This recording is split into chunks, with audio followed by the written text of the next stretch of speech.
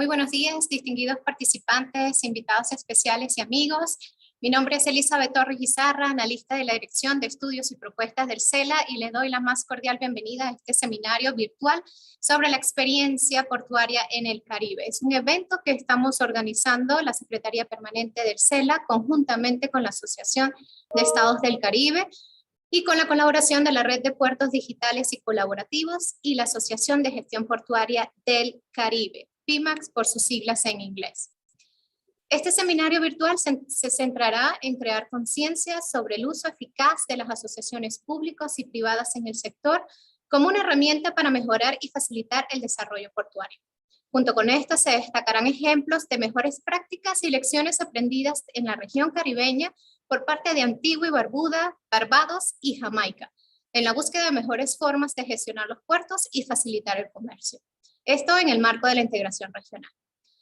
Daremos inicio a este evento con las palabras de apertura del embajador Clarence Endara, secretario permanente del SELA. Luego tendrá una participación el señor Rodolfo Sabonge, secretario general de la Asociación de Estados del Caribe, y seguidamente tendremos unas palabras de bienvenida del señor Darwin PMAC, vicepresidente de la Asociación de Gestión Portuaria del Caribe. Escuchemos al embajador Clarence Endara. Muchísimas gracias, muy buenos días. Señor Rodolfo Sabonge, secretario general de la Asociación de Estados del Caribe, al señor Darwin PMAC, vicepresidente de la Asociación de Gestión Portuaria del Caribe y presidente de la Autoridad Portuaria de Antigua, distinguidos participantes, invitados y amigos. Me resulta grato dirigirles estas palabras en mi calidad de secretario permanente del Sistema Económico Latinoamericano y del Caribe. El SELA es un organismo regional intergubernamental integrado por 25 países miembros de América Latina y el Caribe y cuenta entre sus mandatos la promoción de la cooperación intrarregional con el fin de acelerar el desarrollo económico y social de sus miembros, así como la posibilidad también de promover la formulación y ejecución de programas y proyectos económicos y sociales de interés para los Estados miembros. Como un mecanismo de consulta y coordinación de la región, el SELA tiene como objetivo el formular posiciones y estrategias comunes sobre temas económicos y sociales en ámbitos como el transporte y la logística, temática que nos reúne en esta mañana. Como se ha evidenciado, en el último año, la crisis asociada a la pandemia por el COVID-19 ha provocado alteraciones en la configuración de las redes de producción, en las cadenas de suministro, y ha generado cambios en las rutas marítimas e impacto en el transbordo regional. Esto, evidentemente, ha generado un desempeño en el comercio mundial inferior al registrado durante las crisis previas, como en la crisis financiera en el año 2008 al 2009. En 2020, de acuerdo a las cifras publicadas por la OMC, el volumen de comercio mundial de mercancías ha disminuido en un 5.3% y se estima un crecimiento del 10.8% para el 2021, seguido de un aumento del 4.7% en el 2022. Sin duda, números totalmente variables en relación a lo que estábamos acostumbrados tratando de encontrar un equilibrio.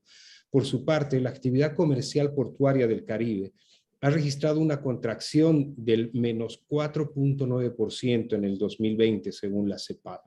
Bajo este contexto, la región enfrenta grandes desafíos asociados a las diversas restricciones impuestas por los países para mitigar los efectos de la pandemia, ya sea por el incremento del costo de la carga, la denominada crisis de los contenedores, el poco avance en la digitalización que afectan en el tráfico de contenedores.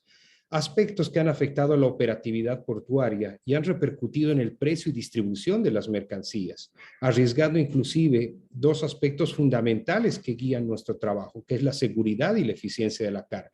No obstante, estas limitantes también nos retan a generar oportunidades para lograr la recuperación económica.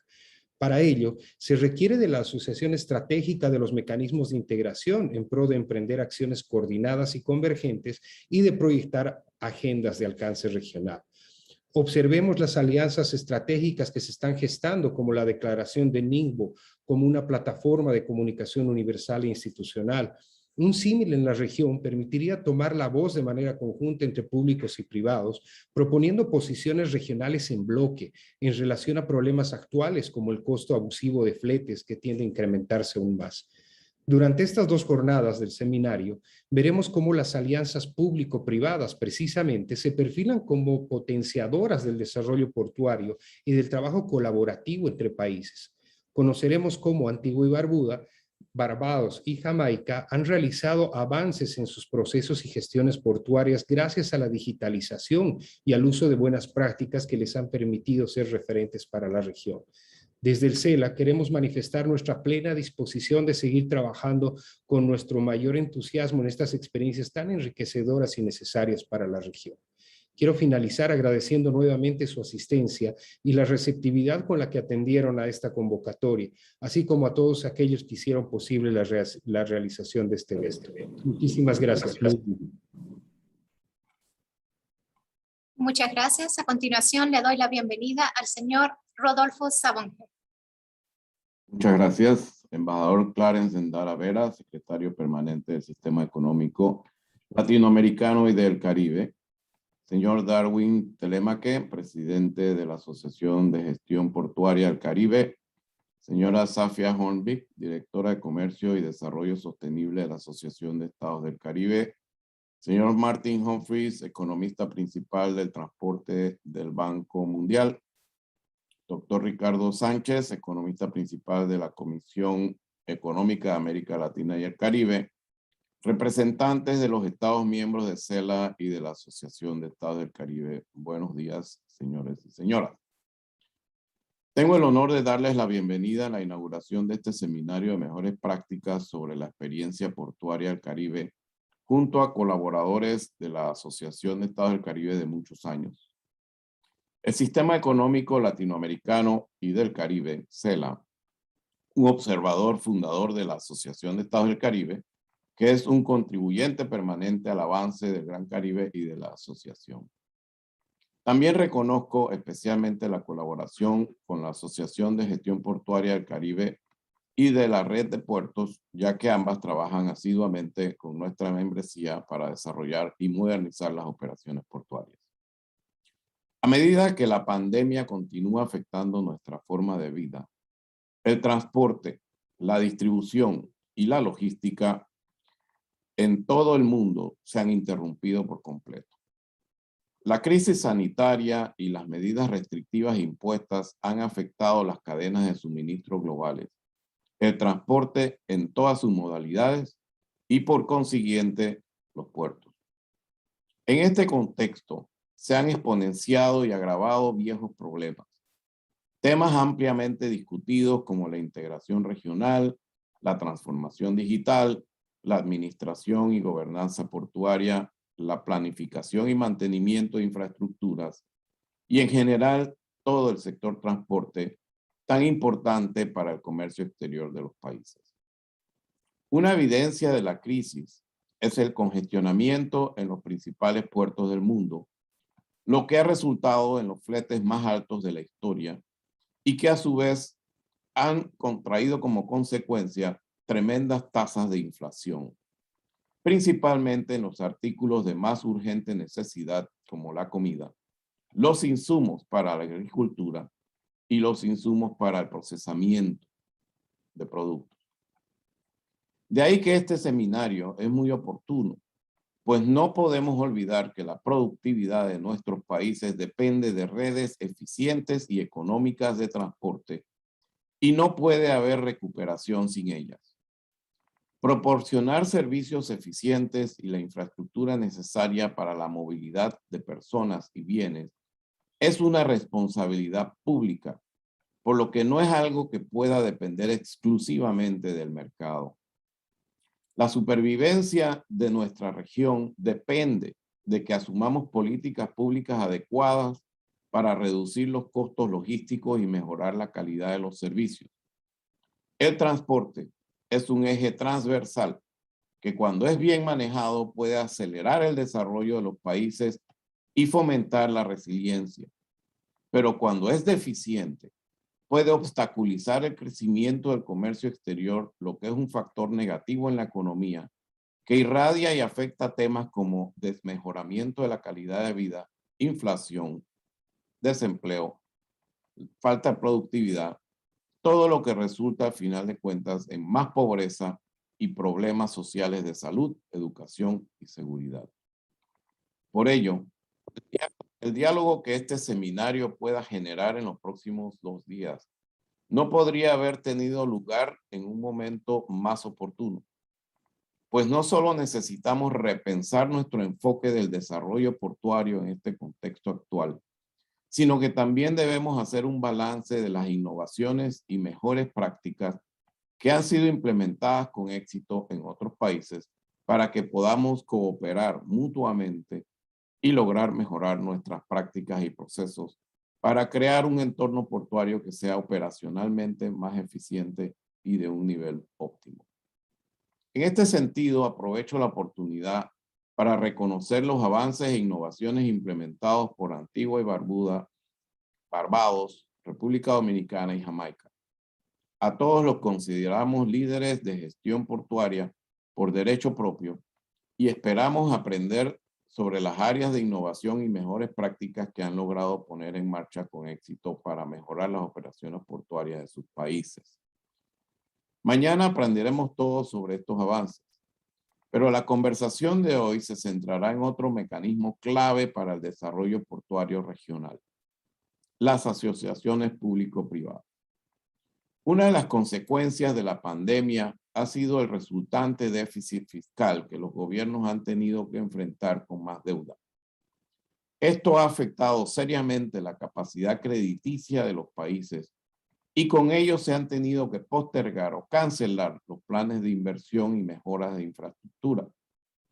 Los gobiernos de todo el mundo están muy interesados en utilizar las APP como fórmula para permitir que la empresa privada haga las inversiones necesarias y provea servicios de calidad, todo bajo un esquema de seguridad jurídica en que los riesgos adquiridos puedan ser amortizados en periodos adecuados para que la empresa privada pueda recuperar su inversión y los gobiernos puedan a su vez garantizar a la población servicios de calidad y económicos que a la postre generen empleo y a la vez faciliten el comercio exterior. En este sentido, la pandemia también ha aumentado el interés por las asociaciones público-privadas, especialmente las relacionadas con infraestructura y servicios de transporte. Las tendencias mundiales y la necesidad de un sistema de transporte sólido e innovador requieren una importante inversión significativa en capital. En este sentido, las asociaciones público-privadas representan un mecanismo potencial de desarrollo. Sin embargo, el reto consiste en generar un marco legal lo suficientemente robusto y seguro para que la fórmula sea ganar-ganar y ambos sectores obtengan los beneficios esperados. Con ese fin, los organismos financieros internacionales han desarrollado mejores prácticas y están dispuestos a apoyar a los gobiernos en la redacción y reglamentación de las legislaciones necesarias para promover las asociaciones público-privadas como una de las herramientas más eficaces en la construcción de infraestructuras portuarias y de transporte, al igual que pueden contribuir con capacidades técnicas especializadas en colaboración con entes gubernamentales en la planificación, redacción de términos de referencia, administración y fiscalización de contrataciones y finalmente en los procesos de evaluación y selección de contratistas. Esto forma parte integral de las prioridades estratégicas del programa de trabajo de la Asociación de Estados del Caribe, no solo promoviendo las APPs, sino también ayudando a nuestros países miembros a desarrollar capacidades para aprovechar las APP como una forma de contratación para la modernización de nuestro sector portuario y logístico. Para concluir, quisiera dar las gracias a los organizadores por su trabajo en la planeación de este seminario, el cual es un claro ejemplo de lo que podemos lograr a través de la cooperación, uno de los mandatos centrales de la Asociación de Estados del Caribe. Es una excelente oportunidad para compartir los más recientes conocimientos, experiencias y mejores prácticas de APPs y gestión portuaria. Deseo que todas las sesiones sean muy productivas y espero con interés compartir debates fructíferos que nos ayuden a todos a promover aún más las APP y las estrategias de gestión portuaria de mejores prácticas en el Gran Caribe. Muchas gracias. Muchas gracias, señor Rodolfo. A continuación, y para culminar este segmento, le doy la palabra al señor Darwin Telemaque.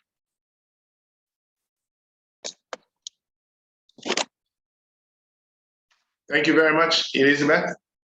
I'd like to recognize the protocol established before.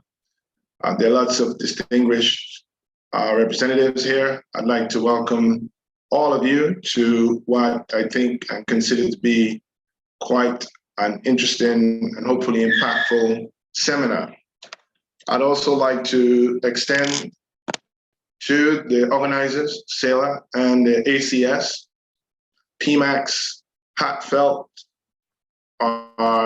gratitude for the inclusion and the way that you've actually worked along with us to ensure that we could participate and be a part of this significant seminar. The Port Management Association of the Caribbean, it's in its 22nd year of existence. This organization spans the archipelagic locations within or between the Florida, the southern tip of Florida, all the way down to South America. We have members in the South American mainland, that would be French Guiana, as well as Suriname.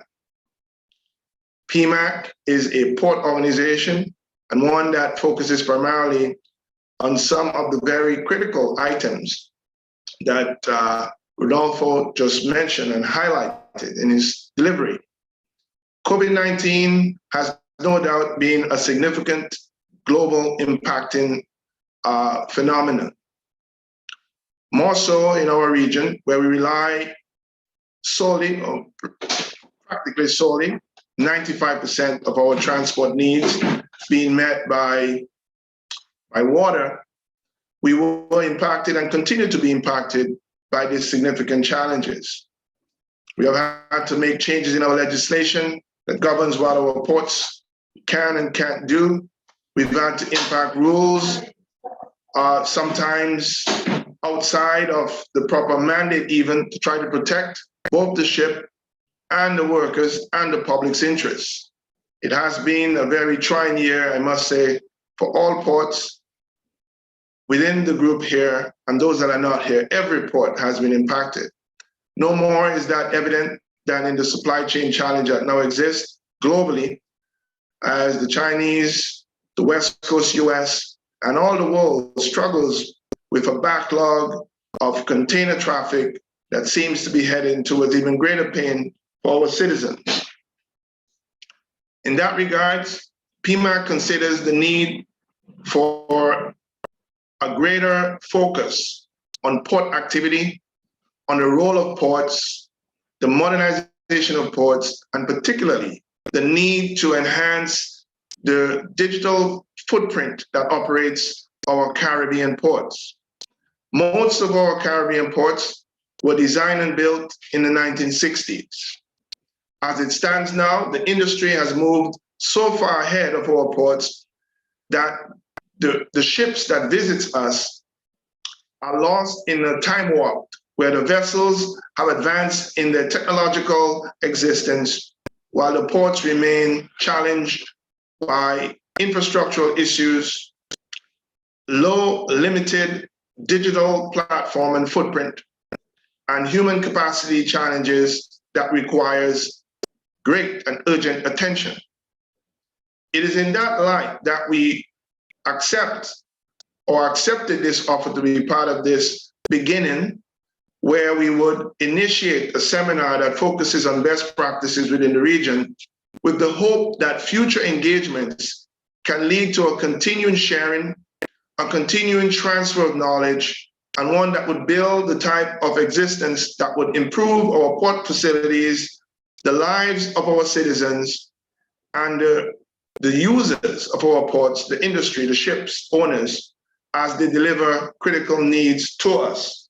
In that line, PMAC would like to focus on 4 particular areas as we move forward, and hope that we can have seminars and training with our partners at the ACS and the SELA partners here to enhance, to assist in the technological, human resource, and infrastructural transfer that can better aid our region. We believe that the pandemic continues to ravage our existence at our ports. More so is that recognized than the recent decision by one of our main shipping lines to exit doing business within the Caribbean. That continues to be a challenge. As ports relies on ships for their revenue, as your manpower at your ports, your equipment usage at your port relies on ships coming to your ports, consolidation of shipping lines represents a great threat to the viability and the operational functionalities and financial sustainability of our ports. This recent phenomenon has now moved the number of Caribbean shipping lines that we can rely on from 5 to 4. 15 years ago, 16 years ago, that number was as high as 16 lines. And as the consolidated effect continues to challenge us, we too are looking for options. So this seminar, while it may focus on one particular area, which we speak of sharing best practices, we would like, as an organization, Port Management Association of the Caribbean, to extend to all the members here, the agencies, other NGOs, port partners, to join with us, because our industry is critical to the existence of our people. It's not just about having a functional, digital, and exciting port. It is wanting to ensure that the lives of the citizens that rely so heavily on our ports can be impacted in a positive way. To do that, there are 4 areas that we would like to focus on. One is digitalization, and we want to thank our friend Olivier from Maritime Streets, who is on this call as well, who's working along with PMAC to build that digital platform. We want to focus on some of the challenges we see with consolidation of lines, to sort of forge new relationships with new areas to see if there are opportunities that can be exploited within our Caribbean environment. We would like to support in the area of human capacity development through, whether it be through training, whether it be through other developmental areas, including having internships at various ports to build the capacity of our people. And finally, if there are experts on labor relations, union contracts, those are areas that PMAC would be happy to have some support in discussing as we map a future going forward. Presently, finally, PMAC is embarking on the creation of a digital platform that would integrate all the ports and the port data, something that is missing within the Caribbean region, something that the ACS we have seen have led at a very high level with the advancement in providing key infrastructural information in a single space. That is something that we want to congratulate the ACS on. And we as PMAC are now moving forward in trying to enhance the quality of the experience within the region by building a platform that would be housing all of port data, critical port data, whether it be cargo, origins, productivity, and the likes. And we're looking forward to doing that. We're looking forward to an exciting period, although the time is challenging, because we won't be daunted by the challenges. We're going to push forward. And as we move forward, hopefully we can find the friendly support from across the region that would build a new environment for our members. Thank you very much. Muchísimas gracias al embajador Endara, al señor Sabonge y al señor de PMAC por sus palabras de apertura, de integración y de cooperación. A todos nuestros invitados y a aquellos que recién se incorporan, les informamos que este evento está estructurado en 2 sesiones. La primera sesión que estaremos llevando a cabo en el día de hoy, y mañana continuaremos con una segunda jornada en el mismo horario, y abordaremos las experiencias portuarias de Jamaica, Barbados y Antigua y Barbuda. Le invitamos a efectuar sus consultas y preguntas usando el chat. Las mismas podrán ser contestadas al final de cada sesión en el segmento de preguntas y respuestas.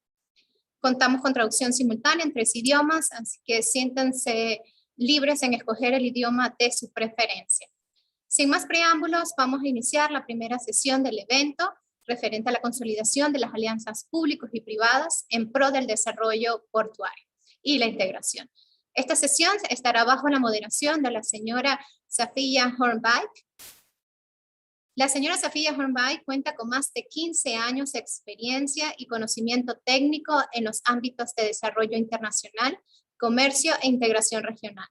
Tiene una maestría en Relaciones Internacionales de la Universidad Internacional Alien de la Ciudad de México y una licenciatura en Economía y Gerencia de la Universidad de las Indias Occidentales en Barbados. Cursa actualmente estudios de posgrados de Derecho, mención de Derecho Público Internacional en la Universidad del Norte. Ha prestado sus servicios como economista en el Ministerio de Relaciones Exteriores y de Comercio Exterior de San Vicente y las Granadinas. Fue oficial de programas de la Organización de Estados del Caribe Oriental, asesora y actualmente directora de la Dirección de Comercio y Desarrollo Sostenible en la Asociación de Estados del Caribe. Asimismo, administra la cartera de la organización en el área de comercio y relaciones económicas externas, transporte y turismo. Es un placer para mí darle la bienvenida a la señora Hornbeck.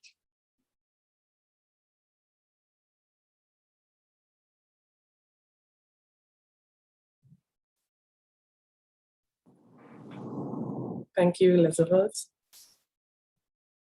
Your Excellency Rodolfo Sabonge, Secretary General of the ECS, Ambassador Vera, Permanent Secretary of SELA, Mr. Darwin Telemark, Chairman of PMAC, Mr. Martin Humphrey, and Ricardo Sanchez, our presenters today, representative from SELA member states and the ACS member states, esteemed representatives from Port Authority divisions across the region, participants, and attendees, good morning. It is my pleasure to welcome you and to moderate the first session of this two-day webinar that will focus on Caribbean port experience. Firstly, let me thank you all for joining our occasion this morning. And on behalf of the ACS, I would also want to recognize the joint event and the collaboration between ACS, SELA, and PMAC. In the area of transport, the ACS shares many synergies with these organizations, and we celebrate once again this opportunity to collaborate. This two-day webinar is taking place at a pivotal time for developing regions like the Greater Caribbean, given the various events that related to COVID pandemic that shaped the past year and a half. Events that completely shocked our society and disrupted the transportation networks in particular, recognizing the need to adapt and adopt innovative port management practices that support sustainable growth of our maritime sector. Our goal for the next 2 days is for us to walk away from these sessions with a very fresh perspective on new strategies that can be applied to improve your own port environment. You will learn all the best practices that have been successfully adopted by some of the leading port authorities in the Greater Caribbean. We have also invited key international experts to facilitate discussions on public-private partnership model, which we start with today, and how best to approach this to advance port infrastructure development needs, both soft and hard infrastructure needs. Each presentation today will last about approximately 30 minutes, followed by 15-minute question and answer sessions. We encourage all attendees to share their questions using the Q&A function. We will try to have as many questions answered as possible as the time would permit. And just a reminder again that we have simultaneous interpretation in French, English, Spanish, and you could use any of those channels that you're best comfortable. Now, I would like to take the opportunity to invite our first presenter,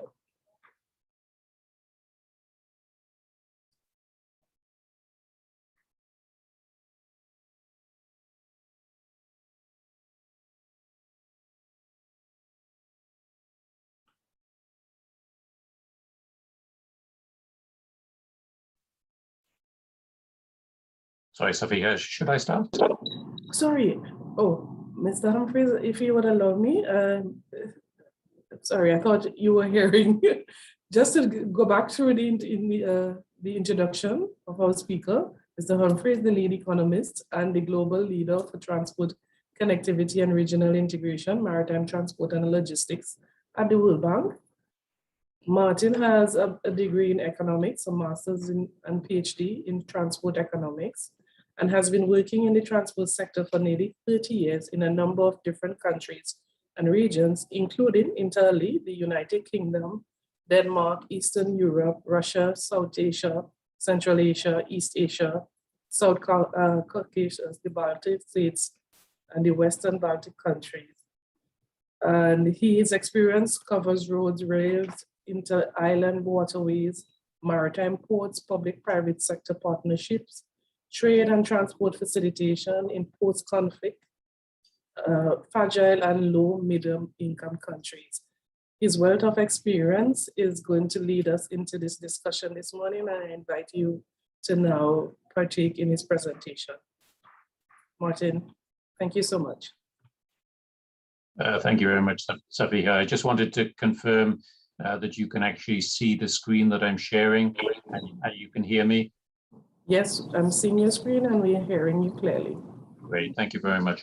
Okay, distinguished guests, ladies and gentlemen, I'm honored to be here today to talk a little bit about public-private partnerships in the port sector based on the experience of the World Bank, both in Latin America and the Caribbean region, but also elsewhere around the world. And I'd like to take a moment to offer particular thanks to SELA and ACS for kindly inviting me. Before I start, let me just take a moment to digress, given the very serious implications of the challenges of the supply chain for many of our client countries, and indeed many of your constituents at the moment, and alert you to a public event that we're talking about holding probably just after COP, where we are hoping to bring together experts from both the shipping side, the port side, the freight forwarder side, but most importantly from the client side, to look at the impacts and what possibly can be done, the trade impacts of that. And we have quite a lot of work going on internally in the bank to try and quantify that and to come up with mitigation strategies, but maybe more on that space going forward. Today, I've been asked to talk a little bit about public-private partnerships in the port sector. I have a presentation that covers these 5 areas.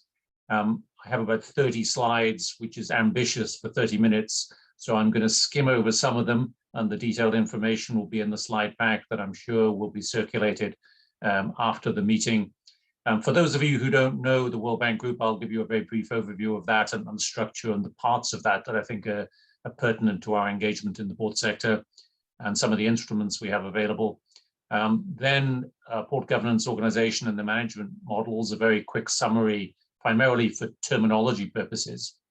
And then the reform options, process, and most importantly, risks and mitigants, given the experience we have, current trends in private investment in port infrastructure, and then finally, and most importantly, some case studies showing you what's been done, and there with one detailed one, quite honestly. So let me start a little bit with the overview of the World Bank Group. For those of you who may not be entirely familiar with the World Bank Group, we have actually 5 parts. IBRD and IDA traditionally is known as the World Bank. This is the sovereign lender, with IBRD lending to middle-income countries, IDA to low-income countries on concessionary terms or grant terms, depending on their status. And then we have the private sector side handled by the International Finance Corporation and MIGA, IFC essentially on the debt, equity, and loan, commercial, semi-commercial loans to private investors, with MIGA providing guarantees. And then we have a settlement, an independent tribunal, the International Center for the Settlement of Investment Disputes, which is based in Paris. I'm going to be talking today primarily about the first 3 on the left, depending on the status of the countries and how they can support, possibly with MIGA, they can support private investment and private involvement in the port sector.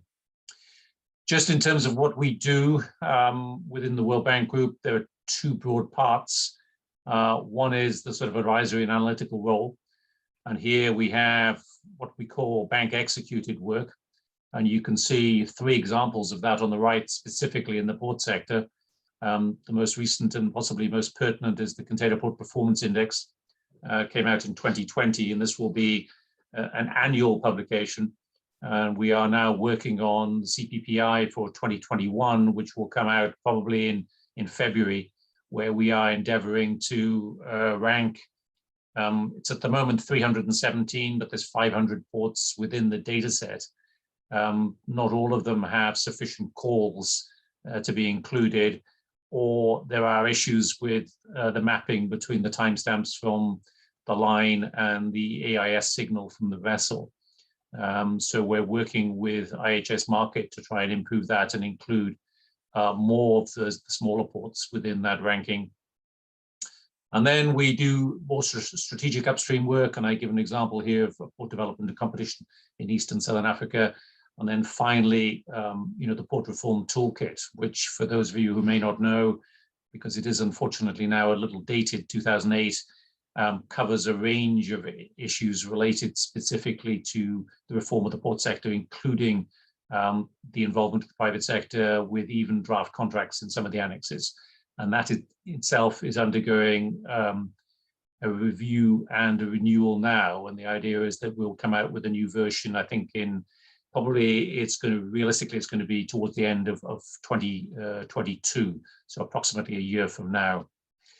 The second part are reimbursable advisory services. This is where we essentially provide services in response to a request from a non-commercial client, and we're paid by the client under a defined legal agreement, been used extensively in some of our EU member countries to increase the absorption of EU grants.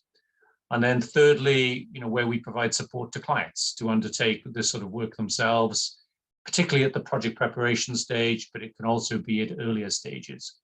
And here and this is particularly pertinent, I think, to the involvement of the private sector for your members, we actually host the Global Infrastructure Facility and the Public-Private Infrastructure Advisory Facility, both of which are capable of providing quite significant fundings to support the private sector participation in the port sector. In the case of GIF, this can include what we call project definition analysis, can be a non-reimbursable grant up to $500,000 for a client of the World Bank, followed by a reimbursable grant to do the bankable feasibility study and transaction advice. And that would be repaid at financial close on a potential transaction. And PPIAF was similar, but now focuses more on the technical assistance and the capacity building side, again, for the client countries of the World Bank primarily. In terms of our financing, essentially 5 broad instruments, of which I think 2, 4, and 5 are the most pertinent to the introduction of the private sector in the port sector, and that's investment level financing, and this essentially is funding provided to the sovereign, which can be on lent for the physical or social infrastructure where necessary to improve the port or to facilitate the transaction. I've mentioned options to finance the private sector part of it, the debt, equity, or direct investment by the IFC into a potential special purpose vehicle. And then finally, when necessary, a guarantee instrument, either by us in the form of a partial risk guarantee or meager partial credit guarantee, either to reduce the risk, but certainly to improve the terms and tenor of any private loans taken on or commercial debt taken on into a transaction in order to facilitate financial closure. A very quick background on our financial FY19 commitments. We committed in FY19, which was last year, some $62.3 billion split between those areas. I'm not going to go into the detail, forgive me. Broadly, it reflected, I think, the priority within the World Bank Group as a whole on poverty alleviation. So we were looking predominantly at sub-Saharan Africa and South Asia, but a significant proportion was in Latin America and the Caribbean. Within the transport portfolio, narrowly for FY20, which was up until the end of June this coming year, where we have an active portfolio of just 31 billion, of which about 1.4 billion is ports and waterways, with a pipeline over the course of the next 3 years of another 18 billion. Now, the expectation on our side is that the share going to the maritime sector is going to increase markedly for many of the reasons that we touched on in the introduction, or the speakers touched on in the introduction, and that is improving digitalization to improve resilience, decarbonization, but also energy efficiency on the port side. You know, in terms of decarbonization, we have significant estimates, but much of that is required. I think 83% of that is on the land side, not on the sea side. And that excludes the investment required on energy efficiency and improving energy efficiency at the port level. And then, of course, you know, the structural changes within the port sector to bring in private sector participation.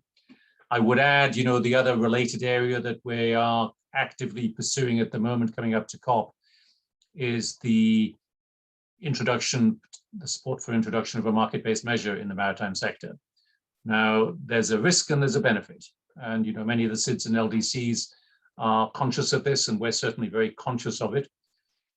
There's a risk that you could be on the wrong side of a green maritime system and a digital maritime system. And I think our position is that, you know, there needs to be a phased introduction, and the revenue needs to be used both to facilitate the decarbonization of the sector, but also, more importantly, to offset some of the wider development challenges and climate change challenges of less developed countries and small island developing states. And that's a position that we will be explicit at COP going forward. Just in terms of port governance, organization, and management models, and I use this primarily to ensure that we're talking about the same typology. Governance here, we define as the method by which power is exercised for a nation's benefit. And, you know, 4 main categories, you know, government, state ownership and administration, public sector does everything. A semi-government organization where you have autonomous ports, sometimes established within a public trust. A non-profit manages the port entity and its services. And London and Liverpool were like that before privatization. And we have the French example of the Port Autonome. And then we have public regional ownership, currently being followed by Rotterdam, Hamburg, Yokohama. And then we have the private ports, which obviously is the British model, and is certainly one that we mention, but possibly don't advocate for many people who understand the port sector. Within that, I mean, what we see generally is the public service port, in terms of the organization and management model, generally has a public port authority owning and operating all equipment. A tool port would be the next level, where the public port authority owns all equipment, but then that's operated by labor employed by private firms.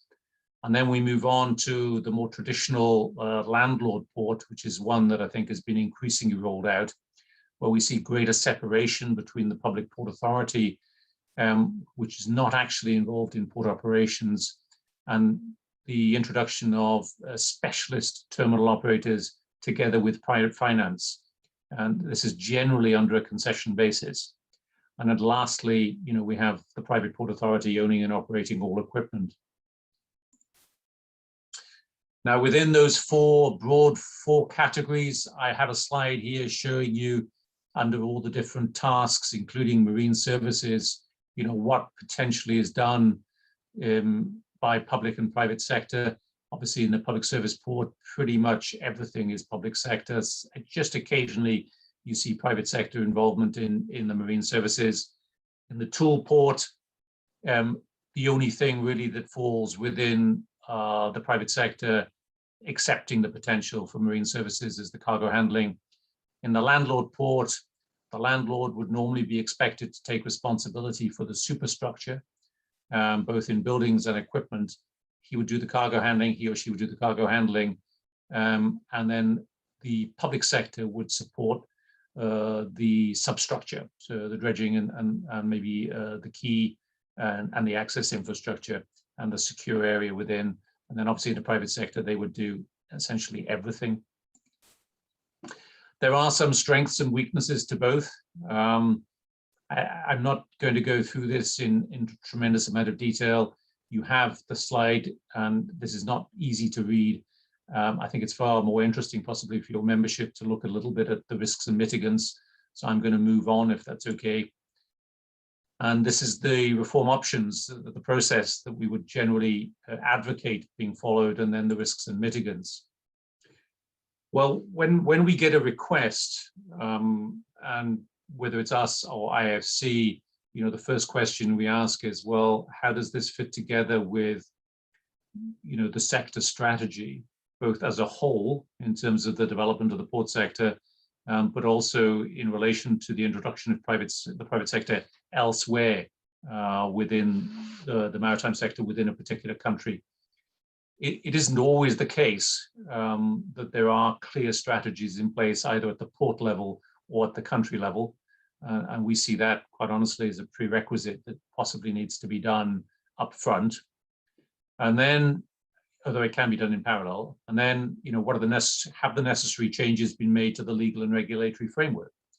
Does the Port Act allow for the introduction of the landlord model and the potential introduction of the private sector?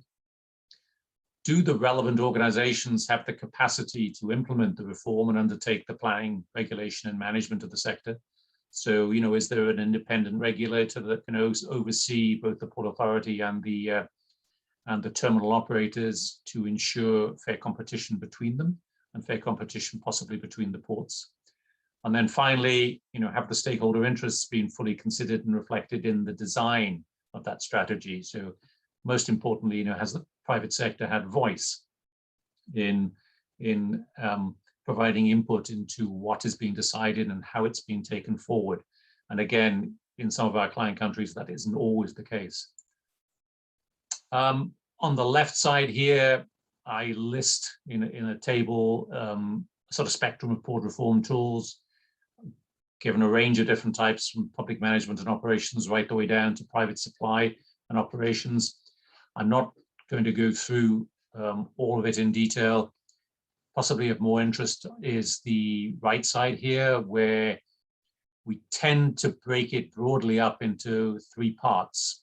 You know, we have a preparation phase, and I touched on this earlier in relation to the potential for global infrastructure facility funding, where when we get a request from the client, you know, we can support the client to do, in some cases, the more strategic conceptual work, right the way through to bankable feasibility studies.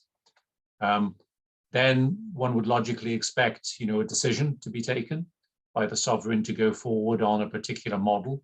And then we can support the sovereign and the Port Authority to essentially go to market and in the technical and financial negotiations to reach closure.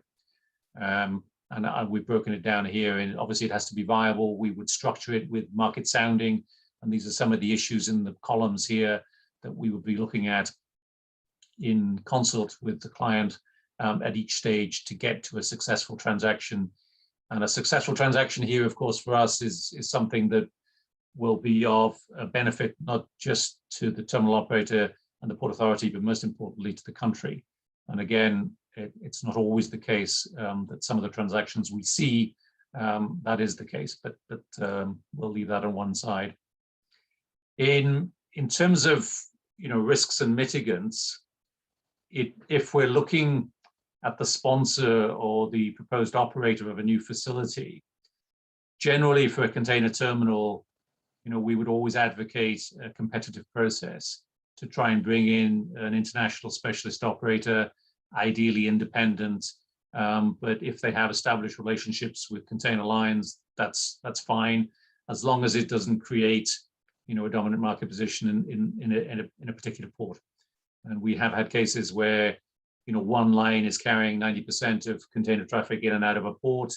And obviously in that particular case, if you were to go to market to develop a concession for the container terminal within the port, you probably wouldn't want the operating arm of that shipping line to operate the terminal. There are pros and cons, but one would certainly expect a slightly more competitive relationship there, or have another competing terminal within the port.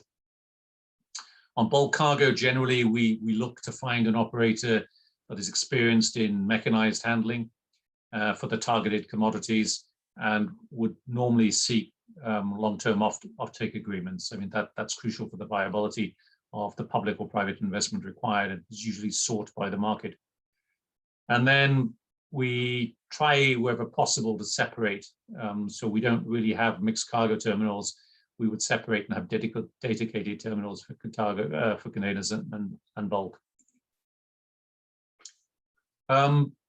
In terms of location, possibly of less relevance to some of the smaller countries, but it possibly more relevant for sub-Saharan Africa and maybe South Asia.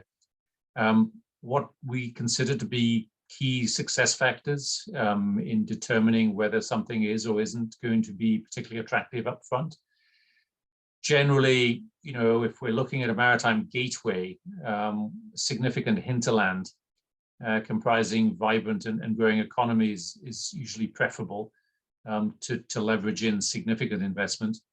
The transshipment market as a justification is less attractive, because essentially transshipment points fits the strategy of the line, and it could change year to year. So using that as the basis for a business case, we haven't found that, unfortunately, that's a particularly sound basis for the investment. Draft, again, for the larger maritime gateways, we're now looking at an entrance channel 15 to 16 meters below chart datum, 14 to 15 meters below chart datum at the berth, to ensure larger vessels can be handled. Again, we may be talking at a slightly different scale here for many of your members, but for maritime gateways, this is what we are currently looking for. And then, of course, hinterland access. We are very conscious that in many of our countries we have significant problems at the port city interface, and we generally are looking for a road or rail network of sufficient quality, capacity, and reliability, most importantly, to handle both current and projected volumes, or plans are in place and investments are committed in order to improve it. And finally, I think the cost competitiveness and efficiency. Cost possibly less important, as long as a port is particularly efficient and reliable. And we see in some cases complaints about cost, but if we gain a sufficient improvement in reliability and efficiency, then the complaints about cost tend to diminish. What are the contractual considerations? Well, I touched on this earlier. We would always advocate open and competitive tenders. The risk of a bilateral sole source negotiation is the asymmetry between, the operator, the terminal operator, and the sovereign or the port authority, and that can lead to essentially non-optimal outcomes for client countries. It has happened. What are the concessionary obligations in terms of required investments, minimum traffic volumes, phased investments linked to traffic volumes, productivity linked KPIs? We would normally expect to see these. What are the government payments, concession fees, royalties, taxes? What's the flexibility in setting tariffs? Are there any pre-existing liabilities on the environmental and safeguard side, labor retrenchment, unions? That's something that usually needs to be considered very carefully at the preparation stage.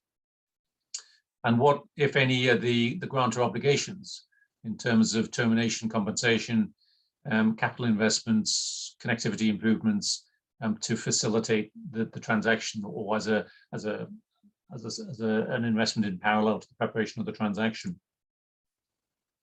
Then we look at what the loan security is. And this ideally should include all the concessionaire's assets. insurance proceeds, rights under the concession agreement, shares of the project company, debt service reserves account, etc. And if the land is owned by the concessionaire, that significantly improves the value of the security. What's the, in terms of the construction risk, what's the track record and financial strength of main contractors? How can we minimize the construction related risks, with adequate contingencies, performance bonds, excuse me, fixed price dates, certain provisions, mechanisms for change orders, etc. We tend to clarify up front. And is there adequate sponsor support for cost time overruns, particularly given if we're talking about offshore construction works? And then for equipment suppliers, were the specifications reviewed? What's the experience of that equipment in other terminals? What are the delivery lines? And what are benchmark prices? These are all things we tend to look at in the preparation phase. So in terms of the trends in private investment, excuse me, what I have here is a figure that displays trends in private investment in the port sector over the period 1990-2020. And the data comes from the PPIF database, which has some 6,400 projects in 137 low and middle income countries. It's, as you can see, pretty volatile. We saw a record high in 2013, just shy of some 9 billion, after which it dropped markedly and then recovered. 2017 to 2019, about 4.8 to 5 billion, and then of course collapsed again in 2020. Overall, apart from the volatility, we see, as you can see from the black line, a sort of general decline. So why is that? Well, some people have asserted that there is limited opportunity, and that we're getting to the point where the number of possibilities has been exhausted for good projects. I don't believe that myself. I think it's more a question of exogenous factors, but we'll see. And this is looking at it a little more granularity. The proportion with the largest share over the period between what started 2020 and mid 2021, where we had 67 countries, 67 projects, sorry, 324 projects, 67 countries, a total of 71 billion. We're looking here essentially at the region where the largest share was Latin America and the Caribbean, 24.6%, which offsets some of the comments that I made earlier. The largest proportion actually was greenfield projects, and the type of projects with the largest share was again greenfield projects. Out of those, I think 324, only 9 essentially were cancelled or under distress. So there's still significant scope, and I think that's a key message going forward. Who are the main project sponsors? Well, within the container sector, it comes as possibly no surprise that it's the main ITOs, Maersk, AP Moller Maersk, DP World, PSA, Hutchinson Whampoa, Bolloré, ICTSA, and on the right here you can see the number of projects that they have been involved in as a sponsor just over that 18-month period and the amounts that have been involved. Just on to the case studies. I mean, one of the problems we have in many of the case studies in which we're involved, both on the bank side and on the IFC side, is for the successful ones, the detail unfortunately tends to be confidential. It's one of the terms and conditions of the concession agreement. So I have here 15 examples illustrating over as by the date, indicating where we have provided finance to facilitate the closure of a transaction in a particular port going forward. In more detail, I can talk a little bit about 2, and one is Tema Port in Ghana, which was a greenfield port, a brand new container terminal approximately 30 kilometers east of Accra, which will have a capacity after completion of 1 million TEUs. We have a 35-year concession granted from the Ghana Ports and Harbors Authority to an SPV partnership with APM Bolloré. IFC committed 195 million for its own account and mobilized another 472 million from commercial banks as part of the 1.4 billion project cost. And it is and it remains, I think, the IFC's largest port investment to date and the largest debt mobilization committed in sub-Saharan Africa. It actually handles about 90% of the country's container traffic, but also serves as an outlet for landlocked neighbors, Burkina Faso, Niger, and Mali. And this, I think, refers to some of those risks and mitigants that I mentioned earlier in relation to a maritime gateway, and obviously significant development impact in terms of reducing transaction costs and improving the competitiveness of Ghana and the hinterland of the port. One possibly that is a little closer to home, and that is BTP Santos, again, a greenfield container terminal within the Port of Santos. Initial capacity 1.4 million TEUs and 1.2 million tons of liquid bulk. And this is a 50-50 joint venture between TIL, the operating arm of MSC, and APM Terminals, both of which have a presence in developed and developing countries. And again, IFC committed 97 million for its own account and mobilized 582 million in funds from commercial banks as part of a total project cost of just under $1 billion. And then put in another 54 million for the expansion in FY14, some 5 years ago now. This is IFC's largest ever syndication in Latin America, up to date. And there was obviously, for those of you who aren't familiar with it, significant environmental impact at the location because it involved the remediation of an existing landfill at the project site that was used as a waste dump for the Port of Santos, as well as for domestic garbage, and had been for some 50 years. Just as a more granular example, possibly, this was one that was led, and I can go, this is actually unfortunately an unsuccessful one, which is why I can go into slightly more detail, and maybe the scale, while still significant, may be more pertinent to some of your client countries. Dar es Salaam in Tanzania, we started the dialogue with them, with the Port Authority back in 2012, and the total volumes of the port had been up to about 13 million tons by 2013, and had been growing at about 9% per annum. About half of the 13 million was liquid bulk, and containers at that time were about 5 million, with the remainder automotive, ro-ro, and dry bulk.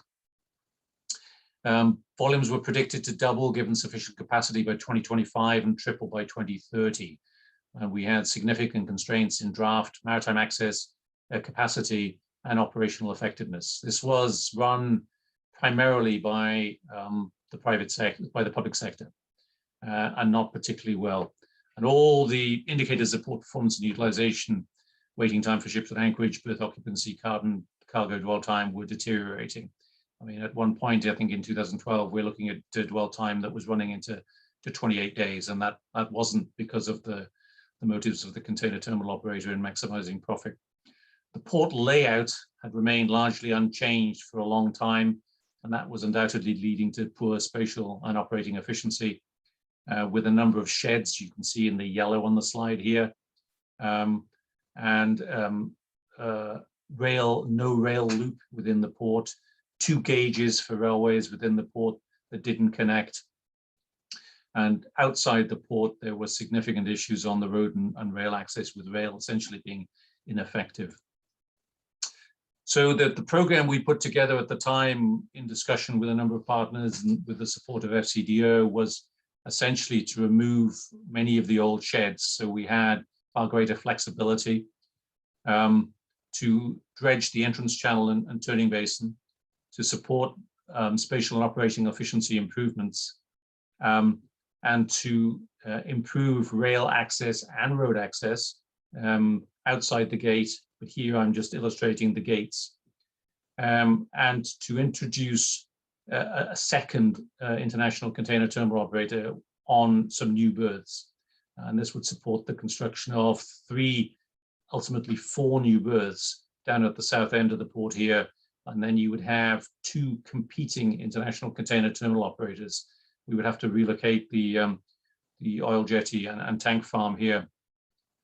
And this was a total cost of some 750 million, excluding the private investment that was expected to be leveraged in for the superstructure down here, which was estimated, I think, at about $400 million at that time.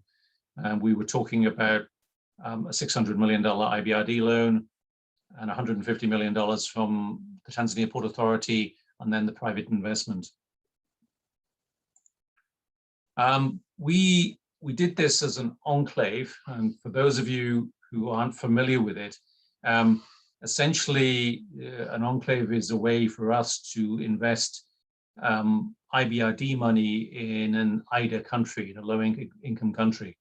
I'm going to avoid that technicality and talk a little bit more about the structure of the enclave, because that is what we usually look as being replicated, and that's the escrow account, usually offshore, to handle debt service and reserve where there is a sovereign contribution to the SPV.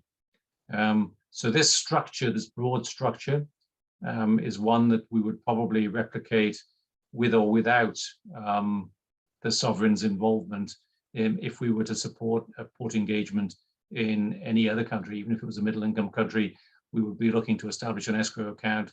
And so the revenues from the lines would go into the escrow account with a waterfall function. So, a certain level would be retained within the account, and then the remainder would be passed back on to the Port Authority.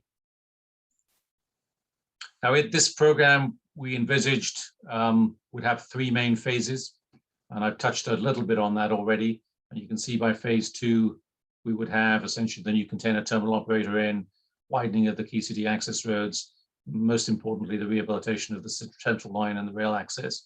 And we'd be looking then by 2025 at a total capacity of 36 million tons a year. In terms of the options for private participation, as part of the preparatory stage, we used a grant from the Global Infrastructure Facility, and I mentioned this earlier, to look at the options for a new ro-ro terminal here, where we would be infilling a creek with a new parking area. Then we would have a breakbulk terminal, fertilizer terminal, and a grain terminal. Not ideal to have them next door to each other, but we were going to be doing the business case for that. Originally, we were asked to look at berths 5 to 7 as a separate concession. The existing container terminal operator, which was run by a local joint venture that includes Hutchinson's as a minority partner, was here on 8 to 11. And then these were the new berths that we were talking about. And so we were doing the business case for this. Well, it became clear very quickly that when we looked at it, that was not going to result. It was possible, and there was interest from the market. There's no question about that. But it didn't maximize throughput, investment, or the economic benefit for the countries. And it was essentially determined that it would be better, rather than having 3, to actually reapportion the space between 2. So the incumbent, who was space constrained, as part of a renegotiation of the existing contract, would get some additional space and an additional berth. These aren't accurate, quite honestly, because we were allowing essentially 4 berths for both operators. And then the second new container terminal operator would have an equivalent length of berth, an approximate equivalent storage space in a slightly different layout, and similar space, I think, for essentially for berths. So we would have 3 berths for design vessel 2 and 1 berth for design vessel 1, and obviously the jetty would go. And this would maximize the potential capacity from, I think, 1.8 to 2.5 million TEU, compared to, at the moment, about 700,000 TEU if everything is okay. And we were happy to support the sovereign to go forward with that engagement, and I think the sovereign saw the sense. Unfortunately, one of the problems of investing in infrastructure is, the timeline for preparation and implementation. It's lumpy, as you all know, and it's challenging. And during the preparation, we saw 4 changes in the Director General and other key management figures within the Port Authority. We had 3 boards, 3 ministers, and a change in government. And the incoming administration, unfortunately, at that time, 2017, had an anti-private sector mentality. So the willingness to consider a new private operator was diminished to 0. And we went forward with a reduced scale project where we did the strengthening of the existing berths, the dredging at the berth, dredging of the entrance channel, the spatial and operating efficiency, and a renegotiation of the existing concession contract. With no enclave facility, that was removed. And the proposed bypass, unfortunately, development of new bypass, which is still urgently needed, was also cancelled. And until now, we're still in that situation, although unfortunately or unfortunately, we've now had another change of president in Tanzania, and there's a potential for this window of political opportunities, I call it, to open up again. That's the current situation. I include the 3 references I mentioned earlier, and I would be more than happy to answer any questions as part of the discussion now.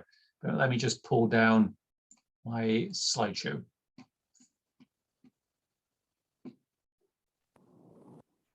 Thank you so much. Thank you so much, Martin. Let me remind participants to use the question and answer tool to pose any questions you have for Martin. I want to thank him for his comprehensive presentation, giving an overview on PPP from the World Bank perspective. We heard from him in relation to the World Bank processing and evaluating projects for financial support. He looked at port governance. He looked at the process of port reform using PPP. He highlighted the important factors contributing the attractiveness of port for investment. He also looked at trends in private sector investment for port infrastructure. And he took us through an example of from the bank's portfolio, very thorough presentation that elucidated a number of things for our consideration and food for thought. If there are any particular questions at this time, I invite. We have a question from participants that speaks to, based on previous experiences, which form of port governance would best for SIDS and why? Which model will support and promote more participation from private sector? Well, Robin, that's a very good question, and that is essentially the million-dollar question. It depends to a certain extent on the context. What are the volumes? I'm going to answer your 2-part question in reverse order because I think that makes it a little bit easier. Which model supports and promotes more participation of the private sector? Probably undoubtedly the landlord model, with a separation between the Port Authority and the operator. In relation to the best option for SIDS, that would require some careful thought, but we have had successful examples of this model being used and bringing in a private finance and specialist expertise in ports that handle 30 to 50,000 TEUs a year. So this isn't restricted to ports that handle 500,000 TEUs. We have one where an investment from memory of 50 to 70 million euros was required in a port in a country in the Indian Ocean, which I shall remain nameless, where there was a little bit of a concern about whether there would be a significant amount of interest from the private sector. We were talking at the time, I think, of about 50,000 TEUs. But most of the money for the superstructure was raised from the private sector. And there was a successful transaction which has gone forward with public investment for the substructure. And that balance, I think, is what requires careful negotiation, particularly at that end of the scale, and the involvement of an honest broker to ensure that you get best value. So I would advocate, subject to the qualification, that it's context specific, that we're talking about the landlord model probably as the answer to both of your questions. Thank you, Martin. I hope that definitely answered the question from Robin. We have a question from Juan Carlos. What do you think about the announcement of the container crisis for the first quarter of 2022?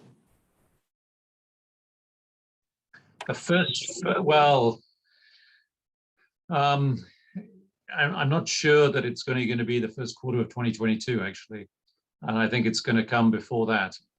One of the reasons that we're talking about holding a public event just after COP in early November is that what we are tending to see, as I'm sure some of the earlier speakers alluded to, is a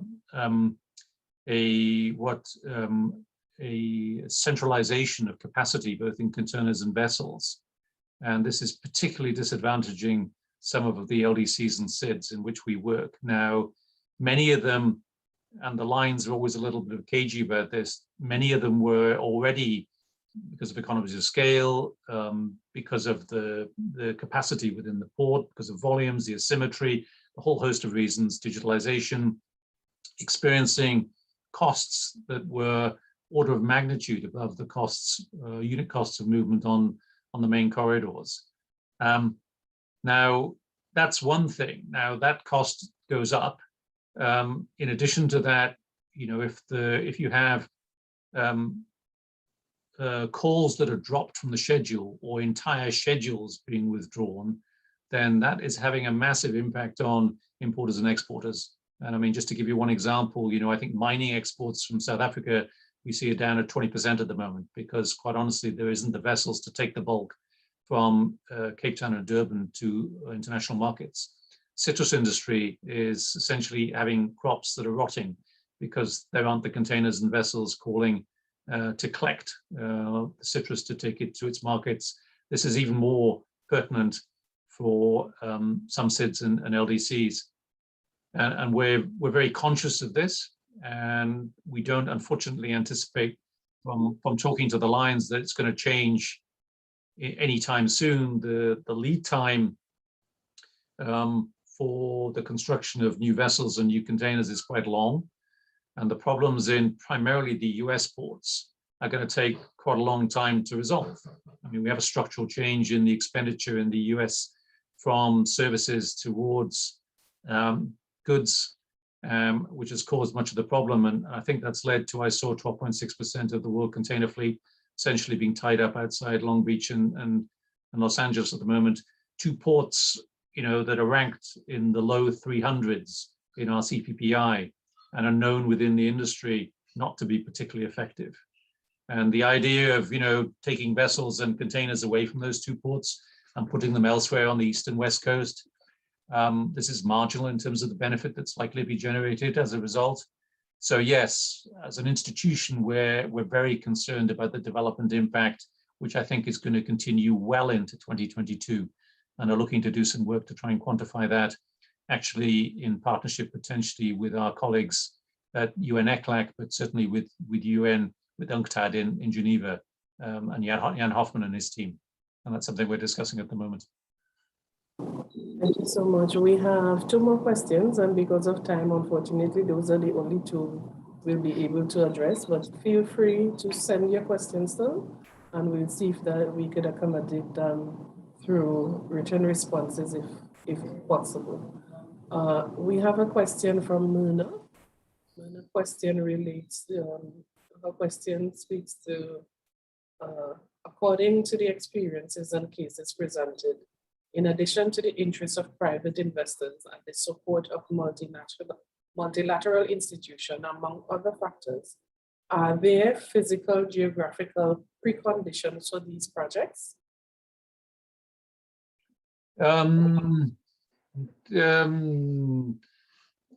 It tends more, well, I mean, there are advantages. If you're looking to develop a maritime gateway, obviously you need a large hinterland. And you need to be essentially closer to, and I'm talking about a sort of logistical hub here, you need to be relatively close to the main shipping lanes. Now, absent that, you're not going to be in a position to develop essentially a large maritime gateway.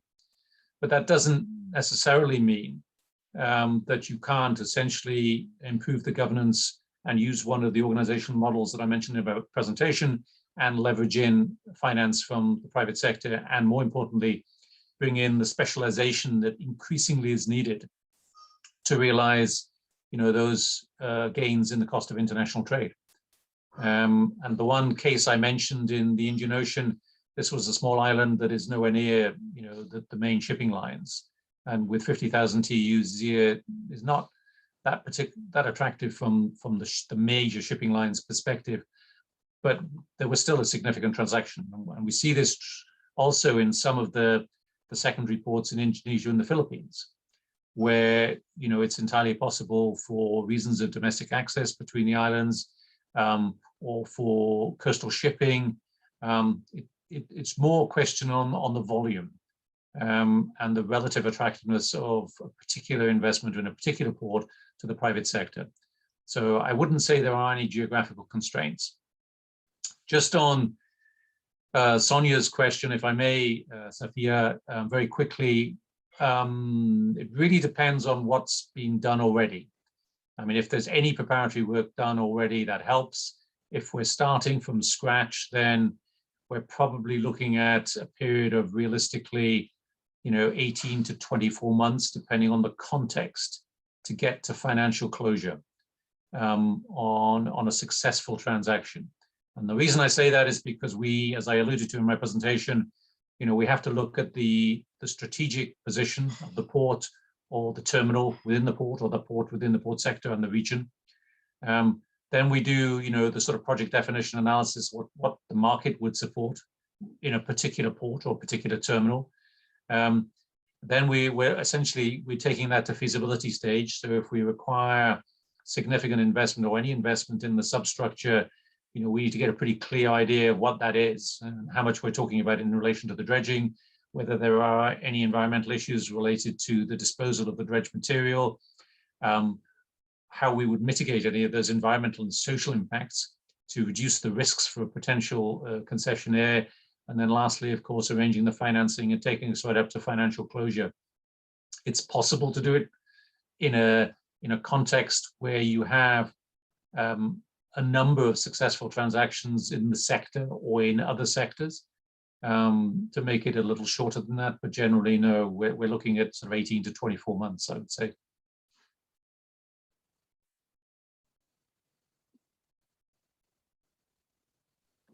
Thank you so much, Martin. Thank you for your presentation. Thank the attendees and the participants for their questions. I encourage them, if they still have questions, they can post them. And if you are able to, both panelists, all three panelists could answer via the question and answer section of the platform. Now, I would like to introduce our next speaker, who is Dr. Ricardo Sanchez. He is the Senior Economic Affairs Officer, International Trade and Integration Division of UN ECLAC. He is a PhD in economics. He's internationally recognized expert in infrastructure and maritime economics with special focus on the region of Latin America and the Caribbean. He has worked with either professionally or academically in 30 out of the 33 countries in Latin America and the Caribbean during the last 29 years, as well as all countries in Europe and Asia. He holds more than 176 publications among books, chapters in books, peer reviews, articles, working papers. He's a member of the International Association of Maritime Economics. He the Performance Research Network and the Argentine Association for Political Economy. As you can see, he has a wealth of knowledge and experience to bring to this discussion. I now invite Ricardo to present us the People First approach to PPP. Thank you, Ricardo.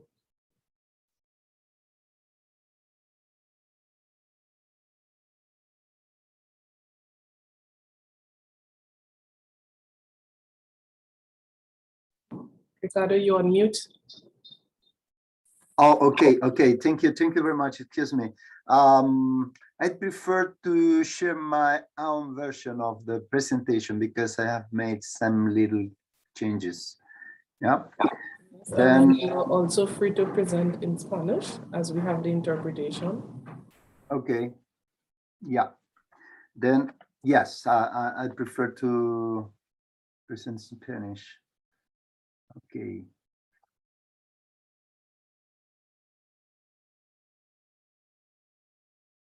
Okay, just a second.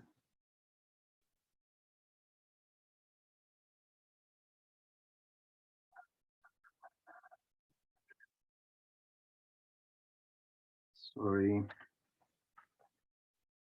don't know.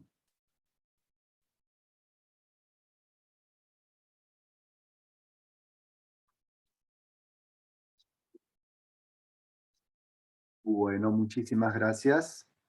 Muy buenos días, muy buenas tardes, que corresponda. Un gran gusto de poder participar en este evento. Un tema realmente muy atinado por el momento en que se da, por las especiales circunstancias que estamos viviendo. Déjenme entonces presentar algunas ideas sobre la, digamos, aplicación de las asociaciones público-privadas en nuestra región. Y para ello me gustaría comenzar por compartir una información respecto a la evolución de la inversión en infraestructura que tiene, en este caso hemos seguido con mucha atención este grupo de países de América Latina. Estamos incorporando poco a poco datos del Caribe y tenemos la ventaja de que para América Latina contamos con una larga historia de datos, por eso prefiero mostrar esta información, dado que los números del Caribe tienden a ser bastante parecidos. Como ustedes pueden ver, efectivamente, y como ya se sabe, si tomamos la inversión en infraestructura como un porcentaje respecto al Producto Interno Bruto de nuestros países, vamos a ver una situación en la cual esta importancia, digamos, de la inversión en infraestructura se ha ido reduciendo a lo largo de los años, y hace unos 40 años estábamos en situación de invertir aproximadamente un 4% del Producto Interno Bruto, aplicarlo a infraestructura económica. Y esta información que para nosotros comienza en 1980, pero si bien no hay datos de los años previos, sí a través de distintos artículos que hemos podido relevar, se ve que era el común denominador en general en América Latina estar invirtiendo entre 4 y 5% del Producto Interno Bruto cada año en infraestructura, y eso permitió una acumulación de un stock de infraestructura importante, interesante, que con los años lamentablemente ha ido decayendo, como perfectamente se puede apreciar en la gráfica. Actualmente esta estamos en el entorno como promedio de este grupo de países de América Latina y entendemos que es bastante generalizado en toda la región del Caribe y de América Latina. Estamos por debajo del 2% de inversión en infraestructura como porción del GDP. En este sentido, lo que es la inversión privada en infraestructura, cuya parte mayoritaria, diría yo, principal, ocurre en formatos muy cercanos a las asociaciones público-privadas, también vemos cómo hay un cambio progresivo en los sectores de infraestructura económica que reciben este tipo de inversiones. Vemos cómo se ha ido consolidando con el paso de los años la inversión en transporte y también en energía. Es muy pequeña la parte que ha ido a agua y saneamiento, si bien en estos últimos años se nota una mayor participación de este sector. Nosotros hemos hecho estos estudios juntando información que se ha recogido de distintas fuentes. Hemos terminado relevando casi 2.100 proyectos de inversiones en infraestructuras, insisto, de origen público, de origen privado, y ahí con mucha preponderancia de las asociaciones público-privadas. Esos casi 2.100 proyectos, para tener una idea, esto es aproximadamente entre el 25 y el 30% de los proyectos equivalentes que se registran en todo el mundo, ¿sí? Estos 2.100, a donde hay alguna forma de participación en una inversión en la que confluyen el sector público y el sector privado. Unos 550 aproximadamente de estos 2.100 que hemos podido relevar en el conjunto del Caribe y de América Latina corresponden al sector del transporte. Y dentro de este sector hemos encontrado que un número bastante significativo, de entre el 20 y el 25%, corresponden al sector de los puertos, ¿no? Hemos tenido acceso para una muestra muy, muy importante de este tipo de inversiones a un total de 112 iniciativas en las cuales se ha dado esta confluencia de la inversión del sector público y del sector privado en el sector portuario, con lo cual tenemos, podría decir, una muestra realmente importante de este tipo de inversión, digamos, ¿no? En el sector portuario. Todo esto está recogido en un documento que publicamos hace ya un tiempo, no muy largo, sobre el carácter incompleto de los contratos de asociaciones público-privadas en materia de infraestructura. En ese sentido, entonces, es que ubicamos la importancia de los PPPs en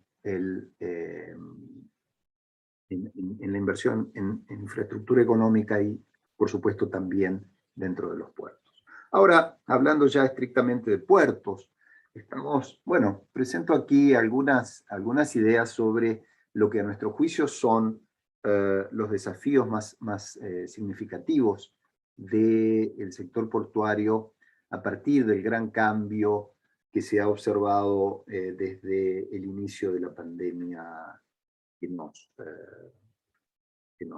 rige, digamos, en este momento, agrupando estos desafíos en estos 7 factores que consideramos más relevantes y que nuclean, digamos, los desafíos principales de los puertos de cara al futuro, y en esto considero es muy significativo, muy relevante para el análisis de los puertos en el Caribe. Estos factores son los factores de orden estructural, ¿sí? No puedo ahora entrar en la descripción de cada uno de estos factores, pero digamos que los factores estructurales son claves, y en esto mucho tiene que ver la accesibilidad a los puertos, la conectividad de nuestros puertos con el resto del mundo y con el interior de nuestras economías, etc. Un segundo grupo de factores, que es en el que me voy a quedar en esta presentación, tiene que ver con desafíos en materia de institucionalidad y gobernanza del sector logístico o gobernanza de la cadena de suministros, dentro de la cual está, por supuesto, la gobernanza portuaria. También encontramos desafíos significativos en estos factores de orden regulatorio, es decir, en la acción del Estado en frente de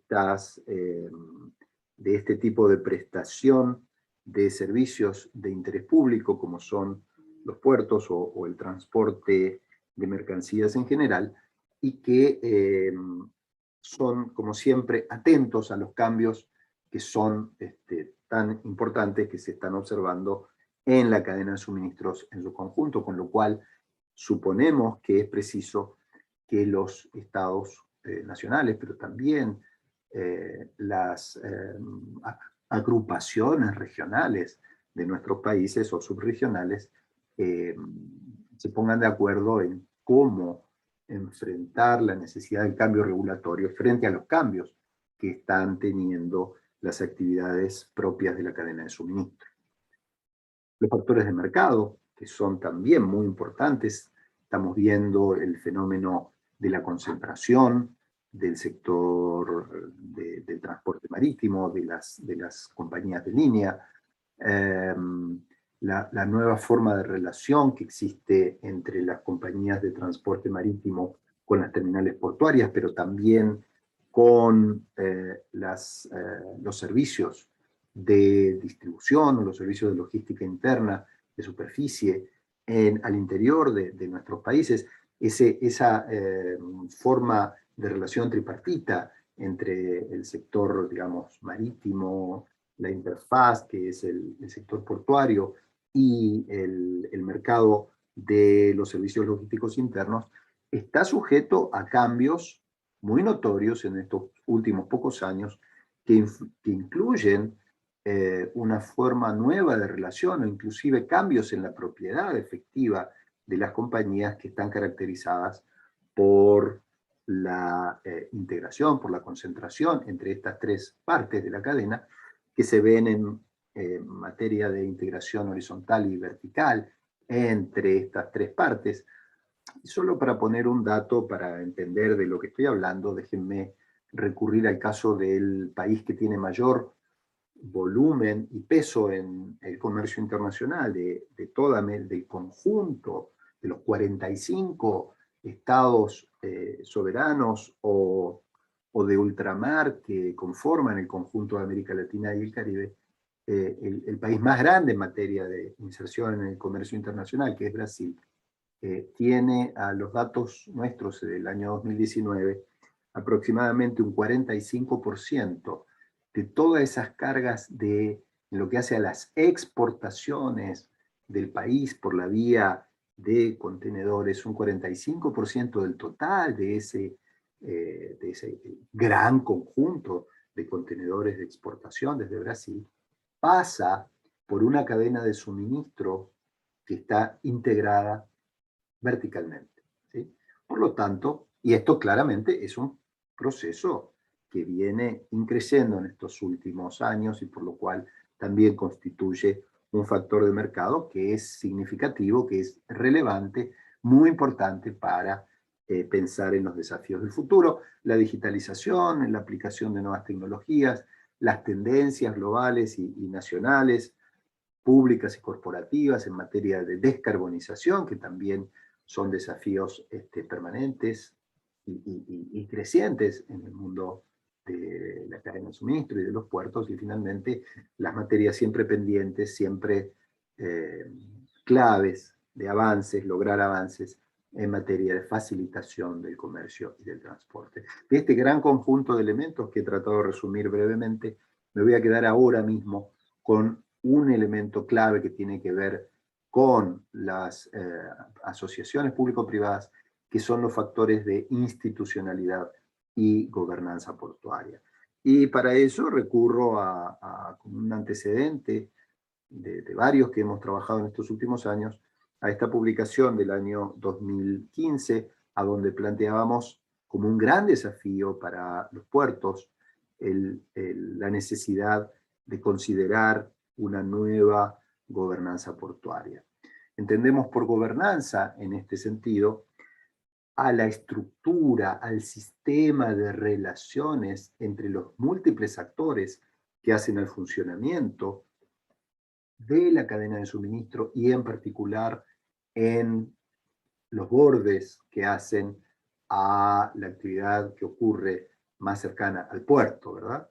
Es decir, el puerto, por supuesto, las terminales portuarias y el entorno de esta actividad es una gobernanza que la definimos como la estructura o el sistema de relaciones que gobierna esas relaciones cruzadas entre múltiples actores.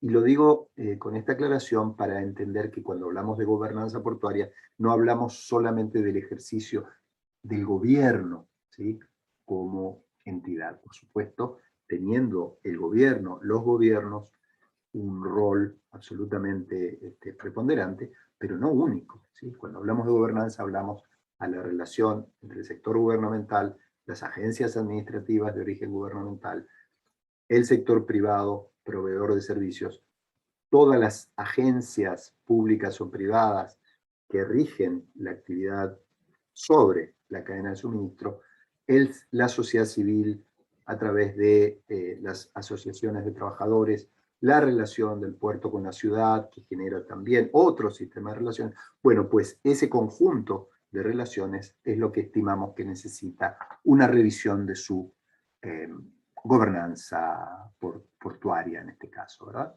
¿Qué quiero decir con esto? Bueno, hay una muy inmediata relación entre la gobernanza portuaria y las reformas que se hicieron históricamente y que se siguen haciendo en el funcionamiento de los puertos.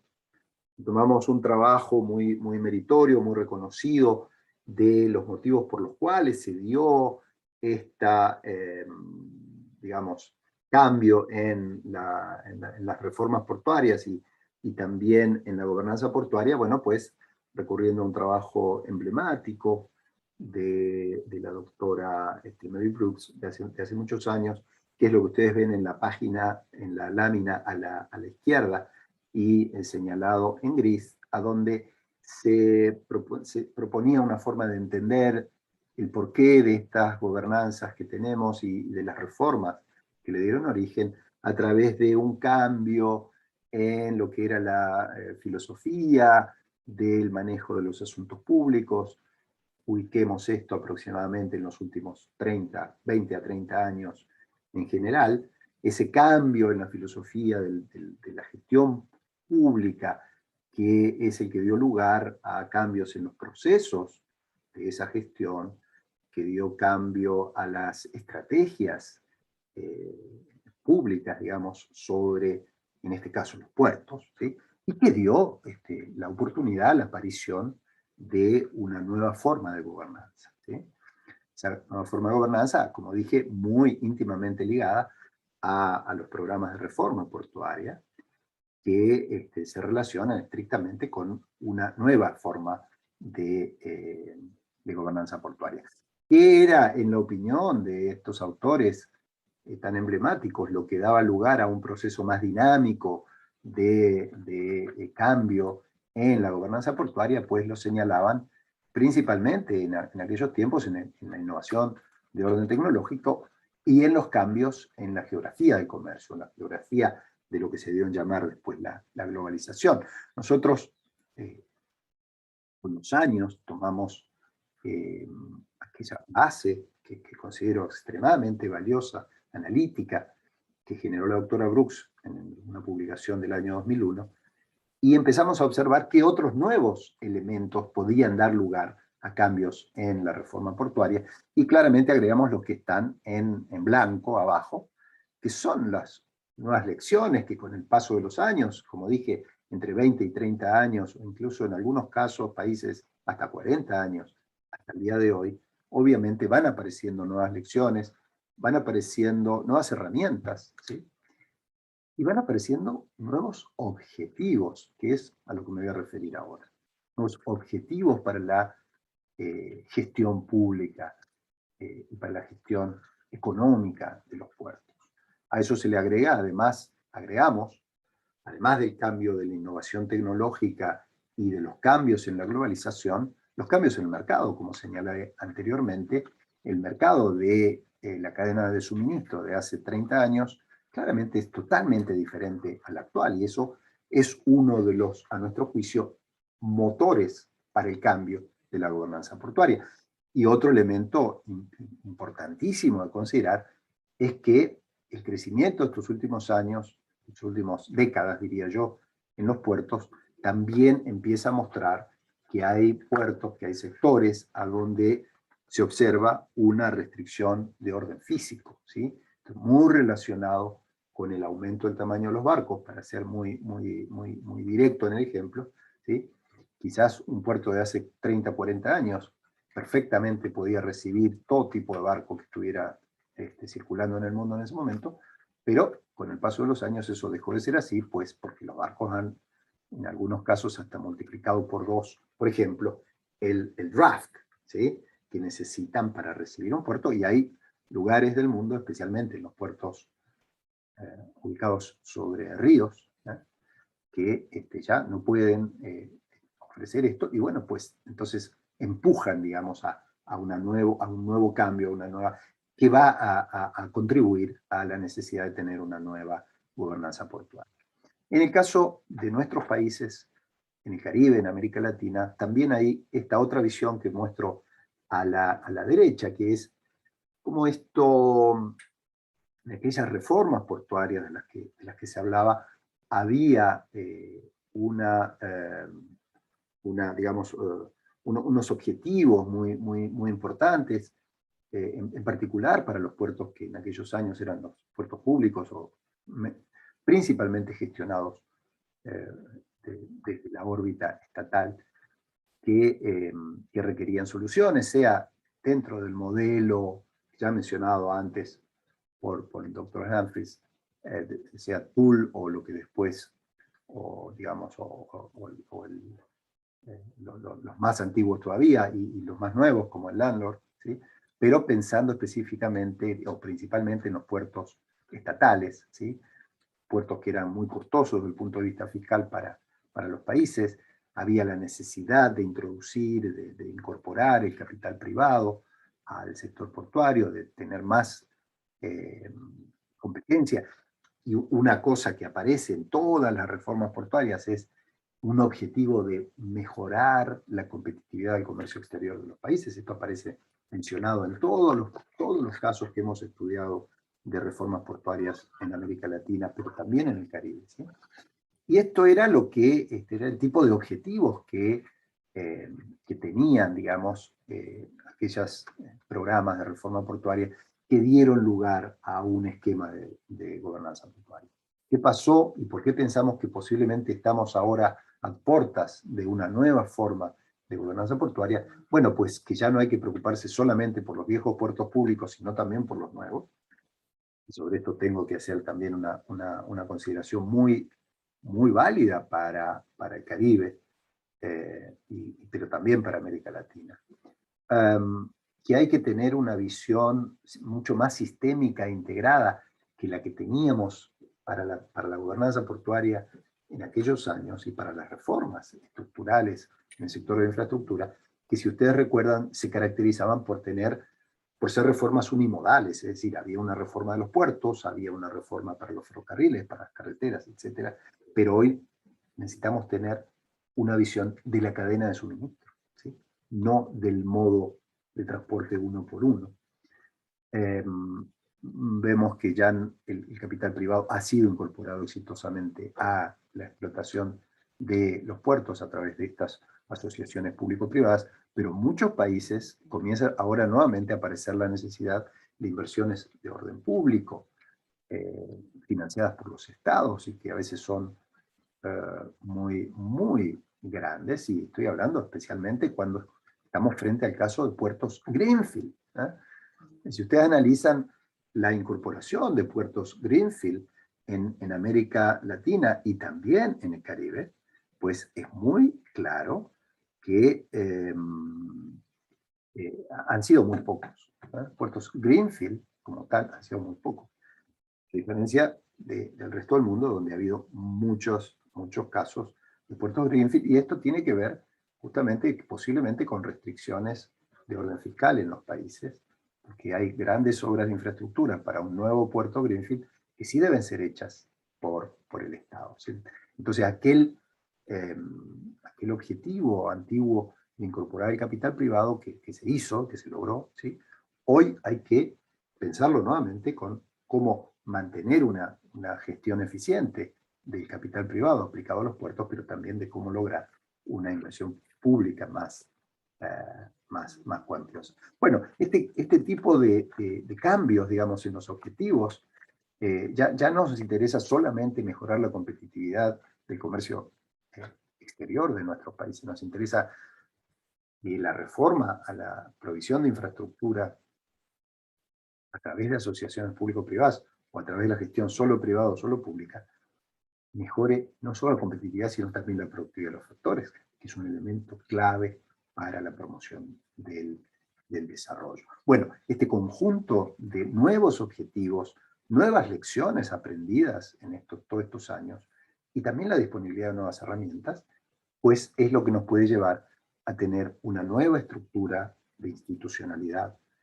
una nueva forma de asociación público-privada y una nueva gobernanza. Esto podrá o no tener que asociarse con cambios en las leyes portuarias en los países. En algunos casos podrá ser que sí, en otros casos podrá ser que no, pero ese nuevo landlord que mucha literatura hoy recoge, pues ese o landlord avanzado o los diferentes nombres que se le ha dado, a nuestro juicio, y esto quiero ser muy enfático, debe recuperar un elemento que con el paso del tiempo se ha ido perdiendo en muchos casos, que es el objetivo de la asociación público-privada para la provisión de infraestructura, es una asociación, ¿sí? Es decir, y en una asociación, en una sociedad entre partes, debe regir lo que los abogados llaman el espíritu societatis, vale decir, el buen ánimo, el buen entendimiento para que la sociedad logre una mejora, logre ser más eficaz, más exitosa. Y esto vemos que hay que repensarlo, hay que replantearlo, y en algunos casos, como digo, se ha perdido ese espíritu societatis y se ha transformado en una cuestión meramente de control de los contratos, en una cuestión a veces de mucho enfrentamiento, digamos, donde no se ve el buen espíritu de asociación entre las dos partes. A todo esto, a lo que la visión de People First en los proyectos de participación público-privada viene en auxilio. Esto es una iniciativa de Naciones Unidas para ayudar en ese sentido, y esta visión, esta aproximación People First en las asociaciones público-privadas puede ser definida como la promoción del acceso a los servicios que son de interés público, de interés esencial, público, etcétera, para todos, ¿sí? Con un acceso que sea realmente para todos los actores económicos y sociales, con el objetivo de lograr o de hacer una contribución efectiva a los objetivos del desarrollo sostenible que todos los países del mundo aprobaron en el 2015, y poniendo como premisa lo que uno de estos mismos, en esta misma declaración siempre se puso arriba, que es con la gente adelante, ¿no? Y no dejar a nadie atrás. Entonces, con la adopción de la Agenda 2030, el desafío para los gobernantes, para los gobiernos en general y para el sector público, es implementar este tipo de asociaciones de acuerdo a un conjunto de criterios integrales, ¿sí? Y a tomar este criterio de ya no solo el value for money, sino el value for people, desde el inicio hasta el fin del proyecto, así como se define en esta iniciativa de las comisiones regionales del Secretariado General de Naciones Unidas, lo que es la visión, la aproximación People First a las asociaciones público-privadas. Hay 10 principios principales que guían esta aproximación, esta visión de los PPPs, que ustedes pueden ver en pantalla. Estos 10 principios, bueno, que van desde construir, digamos, estrategia de infraestructura en esa agenda transformativa siguiendo este criterio de People First, asegurándose que las necesidades de la gente sean escuchadas, sean tenidas en cuenta, ¿verdad? Para la construcción de esa estrategia para la infraestructura. Incluyen tener más, mejores y servicios proyectos que realmente vayan en línea con esto de poner a la gente primero y que permitan tanto a las ciudades como a los involucrados, los stakeholders de los niveles locales, estar involucrados en el desarrollo de estos proyectos. También incrementar capacidades, las competencias de los funcionarios que trabajan en este tipo de proyectos en la adopción de los criterios de People First como uno de los requisitos para que los proyectos que se agreguen a los PPP mantengan objetivos en línea con lo que estamos diciendo. Eso requiere tener un marco legal, un marco de política pública que sea inclusivo, que favorezca el involucramiento de las comunidades, de las personas, ¿sí? Y una cosa extremadamente sensible, extremadamente importante, y que surge también de la experiencia, es adoptar firmemente y sin claudicaciones una aproximación de cero tolerancia frente a la corrupción, ¿no? Por supuesto, mejorar, profundizar, ampliar el acceso a los proyectos que se encaren con este formato de asociación público-privada, que haya mucha más información que la que habitualmente se ha dispuesto sobre este tipo de proyectos, que los proyectos, digamos, se provean de seguridades propias de que no van a ser atentatorios contra la naturaleza, contra el medio ambiente, que claramente los proyectos mantengan en alto este principio como decía, no solo de value for money, sino también de value for people, que por supuesto, bueno, como decíamos antes, que estos compromisos, me atrevo yo a incluir lo ético, lo ambiental, tengan mecanismos muy concretos, muy importantes de evaluación y de incluso premiación en su proceso de evaluación y autorización. Que digamos, exista una mayor amplitud en los mecanismos de financiamiento, digamos, yo diría, de combinación de herramientas financieras para que sean más atractivas los proyectos o de inversión en proyectos del tipo People First, y que, por supuesto, también que todo lo que implique un proyecto de este tipo no sea atentatorio en el presente o en las previsiones respecto a la sostenibilidad, a su propia sostenibilidad fiscal. Bien, hay algunos criterios, digamos, o mecanismos, digamos, para que mismo nuestros colegas han incluso ya publicado este conjunto de herramientas para poder hacer, digamos, la evaluación, así como una herramienta de evaluación para ser aplicados en este tipo de proyectos que, por respeto al tiempo de ustedes, no voy ahora a entrar, pero que también, como decía, están ya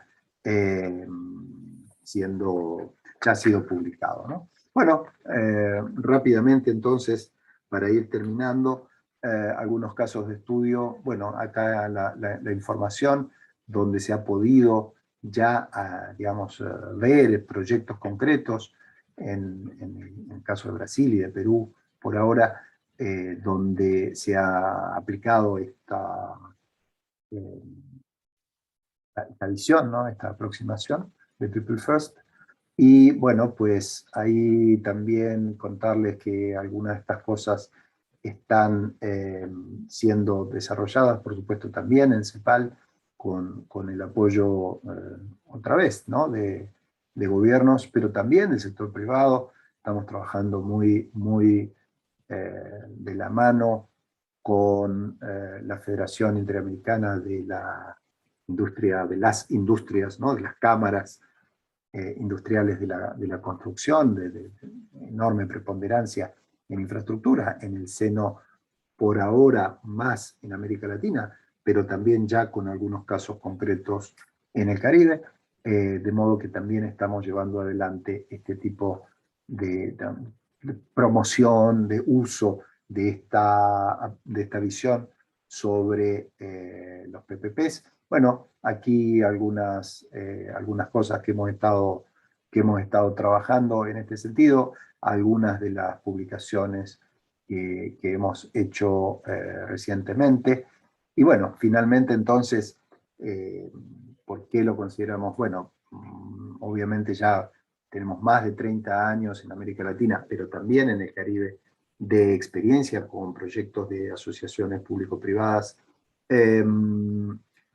Creo yo que ha sido una experiencia muy rica, muy valiosa, donde por supuesto hay casos que han sido problemáticos, que han sido controvertidos, pero pensamos que en general han sido muy estimulantes, muy provechosos, que es necesario seguir trabajando para que sean más proactivos para el desarrollo económico, para la eficiencia económica del funcionamiento de los mercados de infraestructura, y que queden mejor alineados con los objetivos de desarrollo sostenible. Sabemos perfectamente que estamos hablando a través del People First PPP Model, estamos hablando de algo que es muy ambicioso, que es novedoso, ¿sí? Que tiene que tomar la experiencia de esa dinámica tradicional, digamos, de la asociación de público-privada, y mejorar, ampliar los niveles de participación y de aplicación, ¿sí? Para hacer una contribución más efectiva al logro de los objetivos de desarrollo sostenible. Y que esto además, y esto es fundamental, sea esta forma, y las PPPs en general, digamos, mucho más integradas a los planes nacionales de desarrollo de la infraestructura, de desarrollo, digamos, en el caso que nos convoca hoy, de la cadena de suministro en su conjunto, dentro de la cual un elemento clave, sin ninguna duda, es el sector portuario. Me quedo aquí, les agradezco nuevamente la oportunidad, eso es una gran honra estar participando con ustedes en este evento. Muchas gracias.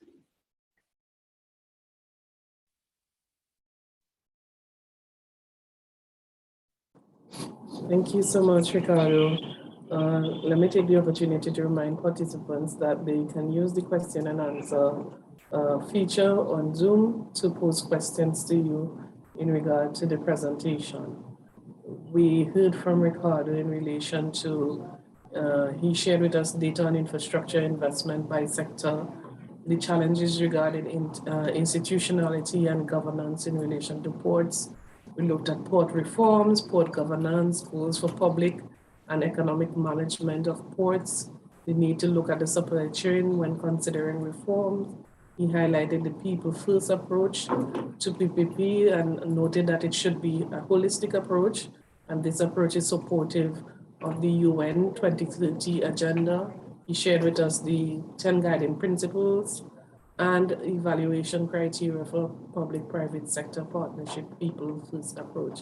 Thank you again, Ricardo. This presentation was very comprehensive and gave us a good introduction to the people first approach to private sector, public-private sector partnership.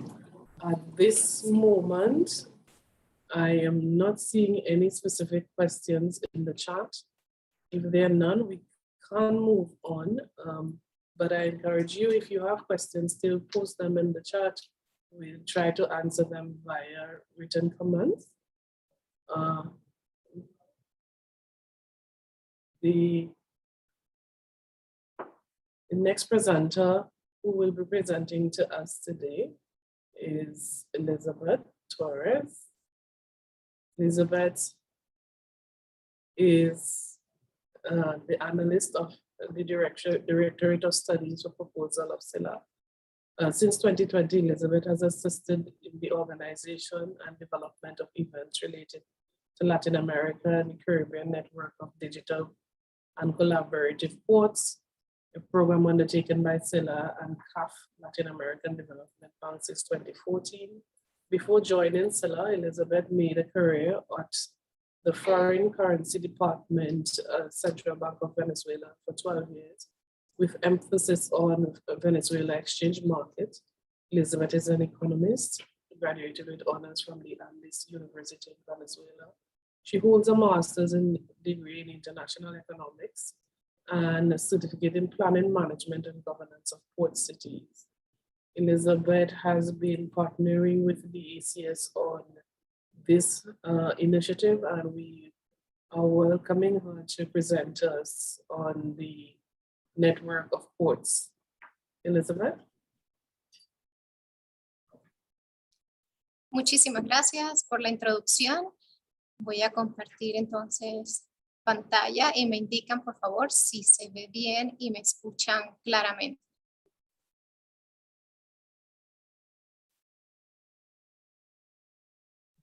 Yes, we are hearing you. Perfecto. Sí. Bueno, en esta mañana les compartiré un poco de un programa que tenemos en conjunto el SELA y la CAF, el cual hemos denominado la Red de Puertos Digitales y Colaborativos. Esta es una iniciativa que nace en el 2014 junto con la colaboración de CAF a través de la firma de 3 convenios de cooperación técnica no reembolsable, y nació con un objetivo general que era el de identificar y promover las mejores prácticas colaborativas e institucionales. Esto caracterizada por el uso de un trabajo interorganizacional, tecnologías de la información y la comunicación, estándares de servicio a la carga y el transporte. Y todo esto buscando que los procesos sean eficientes, que se pueda dar un intercambio eficaz de datos a través del uso de las tecnologías de la comunicación y que pudiéramos tener un servicio también de carga y de transporte a la par. ¿Y de dónde nacen entonces estas dos características de la red de puertos? Que sea digital y que sea colaborativo. Desde el punto de vista, y nace también asociado a su objetivo general, vemos que en la parte digital es porque buscamos ese empleo de las tecnologías de la información y la comunicación, y a esto aún le añadimos las nuevas tecnologías como el blockchain, la inteligencia artificial y todas estas innovaciones que han ocurrido recientemente, buscando una manera de esa conexión entre los servicios y la interoperabilidad. Y cómo imprimimos mayores eficiencias a esos eslabones a lo largo de la cadena de logística portuaria. En el caso de los puertos colaborativos, se refiere a una nueva gobernanza requerida para implementar la modernización digital de los puertos con énfasis en las asociaciones públicos y privadas. ¿Quiénes conforman esta red? Esta red está conformada por instituciones públicas, privadas y de carácter regional. Como podemos ver, tenemos participaciones del Ministerio de Transporte, ministerios asociados al comercio, instituciones nacionales, autoridades portuarias, autoridades marítimas, gremios, universidades y empresas. Y hemos también contado con la colaboración de organismos regionales, como es el caso de la CEPAL. A lo largo de esta trayectoria de la red de puertos de este programa que nace en el 2014, hemos ahondado a través de 3 fases. La primera fase pues se da en el 2014 y consistió en un estudio exploratorio y de análisis de las comunidades portuarias regionales, haciendo también un estudio también de referencia con una serie de países en puertos en calidad de benchmarking y realizando también visitas técnicas. Asimismo, se emprendieron actividades de un diseño de instrumentos metodológicos también para difusión y publicación. La fase 2, comprendida entre 2015 y 2016, tuvo como objetivo la ampliación e institucionalización de la red. Se dio inicio a capacitaciones en materias relativas a la competitividad y sustentabilidad de las comunidades logísticas portuarias y mejores prácticas en las administraciones de estas cadenas. Asimismo, se dio avances en las mediciones de brechas de competitividad y sustentabilidad y se elaboró un diseño de modelo de referencia de competitividad en los cuales le hablaré más adelante. Para el caso, en el periodo 2017 y 2019 se llevó a cabo la tercera fase del programa, con el propósito de consolidar y ampliar la red de puertos. En marzo del 2017 se estableció una gobernanza propia junto con sus miembros, colaboradores, que le permitió llevar adelante un programa de trabajo en los ámbitos de investigación, innovación, gobernanza, competitividad de las comunidades logísticas portuarias y asimismo se creó también como equipos técnicos asociados a abordar aspectos de políticas públicas derivadas al transporte y al comercio para el desarrollo de los puertos y su logística. Luego de estas 3 fases resulta evidente la necesidad de migrar a una nueva fase que le permita mantener los niveles de reconocimiento, legitimidad y cohesión entre sus miembros. Para ello, la red necesita adquirir mayor madurez para que le permita sustentarse por sí sola. Desde mayo de 2021 hemos llevado una serie de reuniones en conjunto con representantes de la CAF, representantes del SELA y del Comité Directivo de la red, en los cuales está conformado por la Autoridad Portuaria Nacional del Perú, la Autoridad Marítima de Panamá, la Comunidad Logística de San Antonio en Chile y el Instituto Mexicano de Transporte.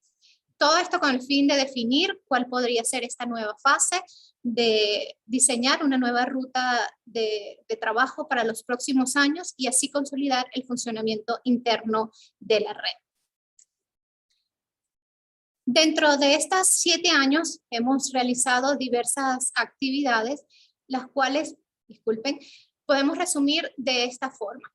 Tenemos visitas técnicas locales, visitas técnicas internacionales, talleres de diagnóstico estratégico, conformaciones de grupos de apoyos metodológicos, que esto hace referencia a grupos técnicos de investigaciones, conformados de forma mixta, tanto por autoridades portuarias como en el área de la academia y las empresas.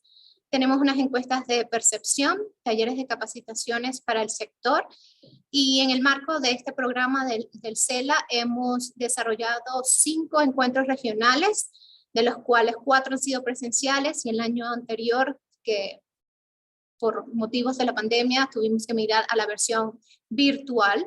Y aprovecho también este espacio para decirles que en noviembre tendremos nuestro 6º encuentro regional de manera híbrida, presencial y virtual. El año pasado le dimos también lanzamiento a nuestro portal web. Hemos estado en difusiones de eventos internacionales y hemos abordado a lo largo de esta misión hacia una nueva fase en actualizar la misión, visión y líneas estratégicas de la red.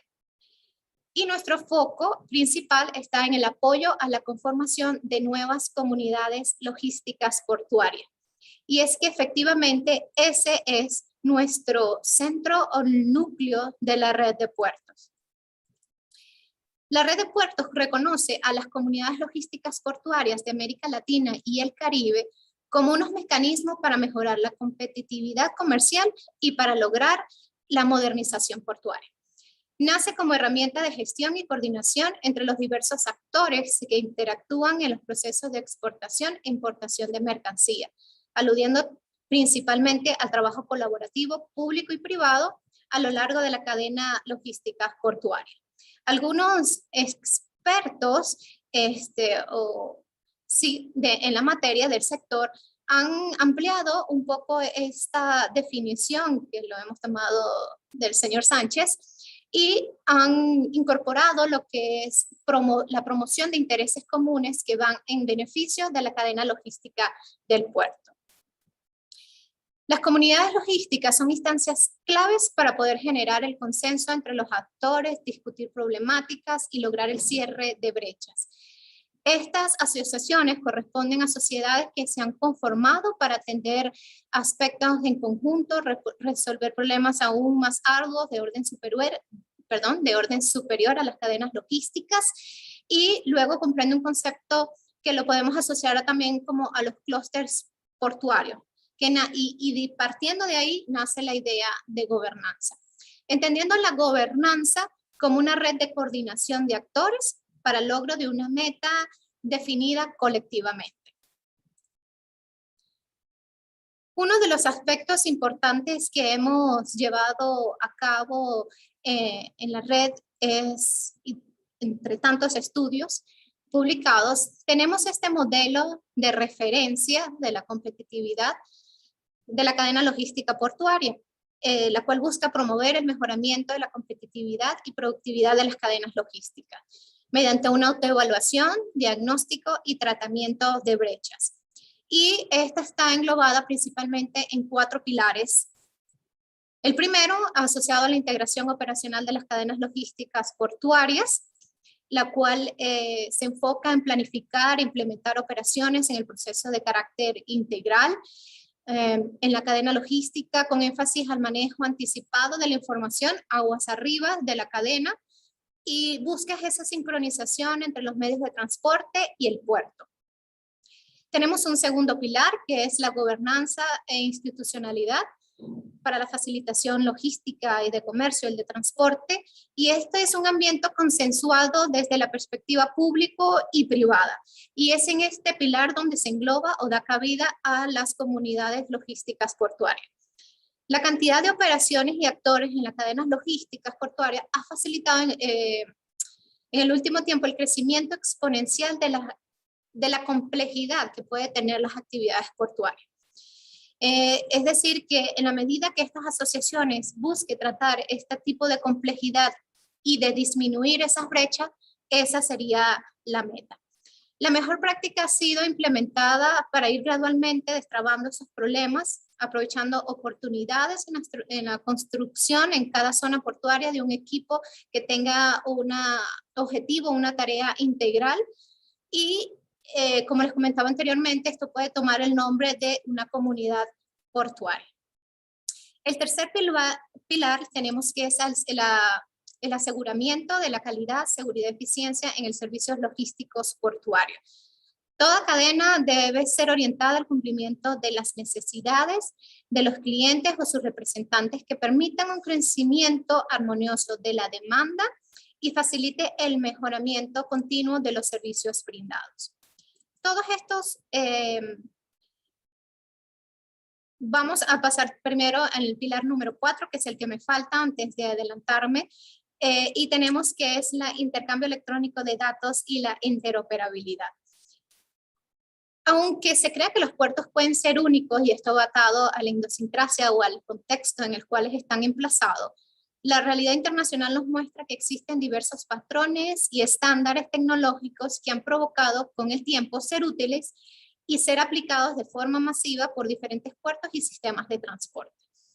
Los principales tráficos marítimos y puertos tomaron la decisión de instalar grandes avances o gestiones administrativas a niveles de aduana de una manera electrónica, y esto nace o fue impulsado con el periodo de contenerización en los años 70 y 80.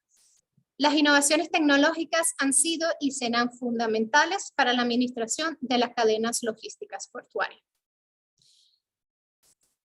Estos 4 pilares se van o se desagregan a lo que llamamos los 12 puntos de revisión en cada uno de los pilares. En el primer pilar tenemos la tramitación anticipada de aduanas y servicios para aduaneros, la sincronización de los sistemas de transporte, gestiones diferenciadas de líneas logísticas de inspección y control. En el segundo pilar tenemos la comunidad logística portuaria desde un punto local, los corredores logísticos desde un punto nacional, y el programa de facilitación del comercio y del transporte viéndolo desde una perspectiva regional. En el pilar 3 tenemos que definir estándares y garantías para los servicios integrales, reglas adecuadas de compensación y medidas claves de desempeño. En nuestro último pilar tenemos estos 4 puntos de revisión, que son las ventanillas únicas y los avances que han ocurrido en la región a través de la aplicación de los Core Community System, los servicios tecnológicos para la coordinación tecnológica y la interoperabilidad. Interoperabilidad desde el punto de vista digital, donde podemos unir todas estas ventanillas únicas. Ventanillas únicas me refiero a las de comercio exterior, marítima, y que puedan enlazarse con el resto de los programas como el Core Community System. Las comunidades portuarias deben proveerse de sus procesos de integración y coordinación logística con altos estándares tecnológicos. Creo que la meta está en cómo los vinculamos y sacamos provecho de todos estos desafíos que se presentan y que están latentes en nuestra región. Otro de los documentos importantes que se han desarrollado es la Declaración de Lima. Este fue un documento que se hizo en el marco del tercer encuentro de comunidades logísticas portuarias, que fue desarrollado por sus miembros y colaboradores en agosto del 2018. Y esto fue una carta abierta que fue dirigida a autoridades relacionadas con materia de transporte y de comercio, miembros del Sistema Económico Latinoamericano y del Caribe, y buscó que era un conjunto de políticas públicas que iban dirigidas a ver cómo había mayor fluidez, productividad y competitividad, las cuales eran necesarias para las cadenas logísticas portuarias. Se propuso diseñar e implementar políticas públicas modernas y orientadas a abordar problemas actuales en 3 categorías. La primera, la modernización institucional, la transformación digital y la innovación en el transporte, que son objetivos estratégicos de la red de puertos digitales y colaborativos. El trabajo de la red de puertos se ha orientado a desarrollar acciones en diferentes niveles. Tenemos los locales, los nacionales y el regional. Desde un punto de vista local, se buscará acelerar el proceso de implementación, de formalización de las comunidades logísticas portuarias. Como les he comentado, eso es nuestro enfoque principal, y con el apoyo de redes universitarias vamos a implementar lo que son los benchmarks como herramientas de seguimiento a la competitividad y gestión, y avanzar en los apoyos técnicos para el diseño de hojas de rutas logísticas. A nivel nacional se promoverán las estrategias nacionales con énfasis en las gobernanzas logísticas, fortalecer las áreas especializadas en política pública portuaria, fomentar proyectos de innovación y difundir los principios de Declaración de Lima. A nivel regional, vincular la red con los esquemas de integración regional, fomentar una agenda de transformación con miras al 2030 y materializar la interoperabilidad entre los Core Community System regionales. Ahora bien, ¿qué es el tema en que nos trae en el día de hoy y nos congrega? Es el tema de las alianzas públicos y privadas. La red está constituida como ella. Es un proceso de colaboración y de activación colaborativa entre sus miembros. Como les dije, tenemos participaciones del área del sector público, del área privado y de la academia. Y todo esto busca con resaltar mejores prácticas en el ejercicio en la mayoría de los casos de benchmark analizados. Es la capacidad de generar estrategias que nos permitan en un escenario de ganar y ganar entre las organizaciones logísticas portuarias tradicionales con otros actores locales o internacionales que permitan acceder a nuevas técnicas, mejores servicios y aporten mayor conocimiento o que añada valor. Para ello, las experiencias de las asociatividades públicas y privadas industriales, tales como las comunidades logísticas portuarias, la clusterización, donde busca ese encadenamiento con los encadenamientos productivos locales, los corredores logísticos internacionales, son unas formas de posicionar al nodo portuario en la economía local, nacional y regional.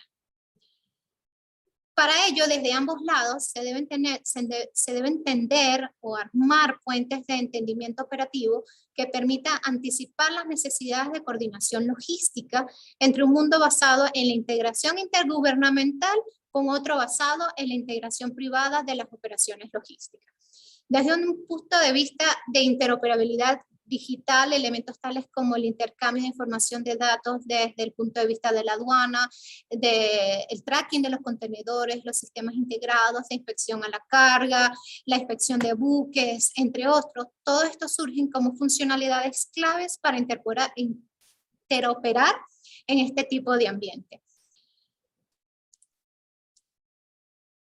Para ir concluyendo, este programa ha sido concebido desde un punto de vista de lograr la facilitación del comercio y la integración regional, buscando la promoción de la aplicación de nuevas tecnologías, los procesos de comercio exterior y a través de una generación de espacios para el diálogo y concertación regional y de difusión de lecciones aprendidas y mejores prácticas, como lo evidenciamos en este seminario, que básicamente busca eso, el de poder conocer el que está al lado, el que es un país que puede ser muy parecido a mí y cómo ellos pueden ir teniendo buenas prácticas y cómo las puedo adecuar a mí, sin tener que irnos tanto a países más lejanos, como dentro de nosotros mismos podemos lograr tener respuestas a nuestras problemáticas comunes. Y por último, la participación en propuestas de cooperación y trabajo colaborativo.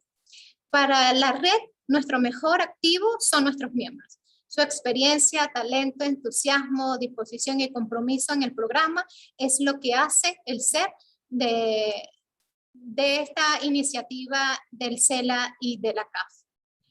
Bueno, con esto concluyo mi participación y quedo atenta entonces a cualquier duda, también invitando a todas aquellas autoridades portuarias y asociaciones a nivel del Caribe que tengan interés en participar de este programa, que bueno, nuestra idea también es ampliarnos y poder traer y nutrirnos de las experiencias diversas de los países de nuestra región. Muchísimas gracias.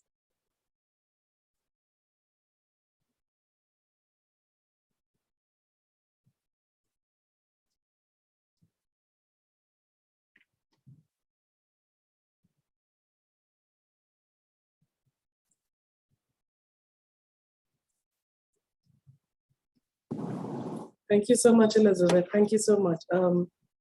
I know for those of us who are not familiar with the port, the network of ports, this information was very informative, and I'm looking forward to other members of the ECS expressing interest to participate in this very important initiative. I'm seeing that there is a question from Mana. What is the experiences and options for participation of the academic sector in this collaborative network?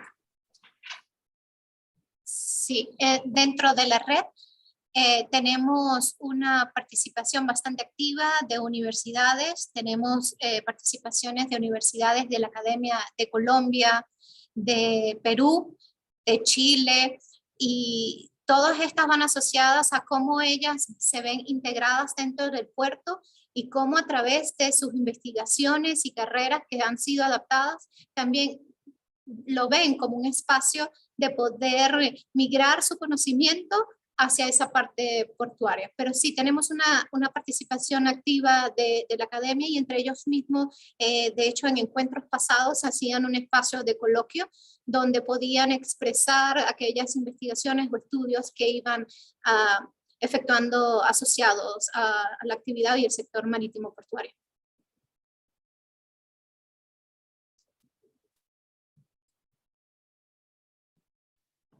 Is there any other question?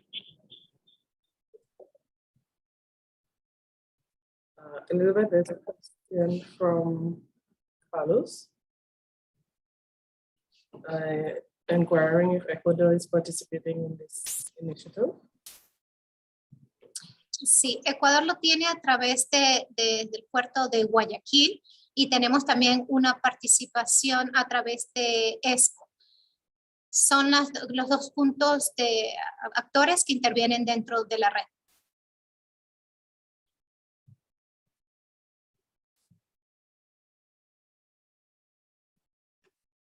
There's a question from Juan Carlos in the chat in relation to what is the responsibilities of the doctoral studies in relation to the port activities. En el chat.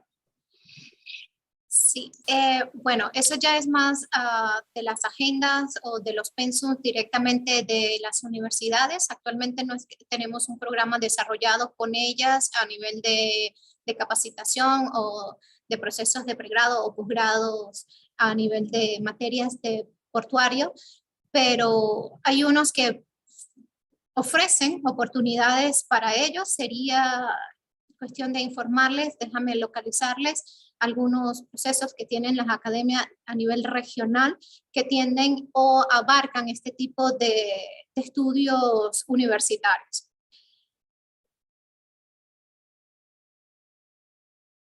Aún así, no sé si cabe, pero sé que, por ejemplo, lo que es la Fundación Valencia Port, que también es uno de los colaboradores de la red, ellos tienen algunos avances bastante notorios en capacitaciones doctorales y creo que por ahí puedes encontrar alguna oferta interesante.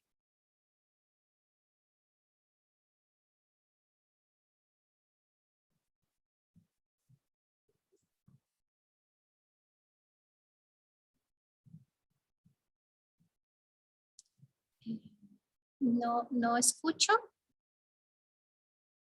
Creo que está en Sorry, silencio. Elizabeth. Yes, there's a question from Luna who's asking, is there a portal or link where you can consult the materials of the previous meeting of the network? Sí, los invito a que visiten nuestra página web del SELA, del Sistema Económico Latinoamericano y del Caribe. Ahí van a la sección de eventos realizados y durante el 2016 pueden ir haciendo un mapeo de cuáles han sido todos estos encuentros. Se encuentran el informe final y algunas de las presentaciones que se llevaron a cabo en cada uno de esos eventos.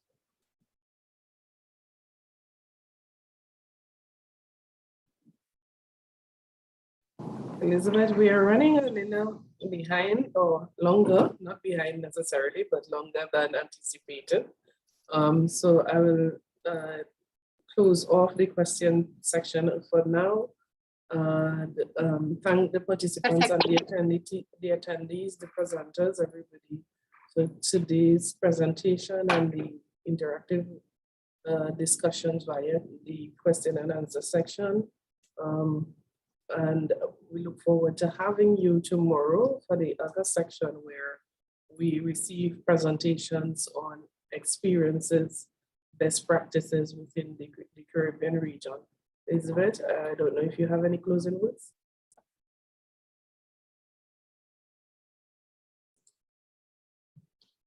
¿no? Simplemente agradecerle nuevamente a todos los participantes y asistentes que han acudido a este evento. Esperamos que haya sido de su agrado, de satisfacción. Invitarlos nuevamente a que nos acompañen el día de mañana, viendo toda esa parte de experiencia a nivel de la región caribeña, por supuesto, y que pueden tener unos enfoques bastante importantes y relevantes. Lo último, quería antes de que terminemos, si todos los panelistas pueden abrir sus cámaras como para tener una foto, como dirían en los eventos presenciales, para rescatar un poquito la participación del día de hoy.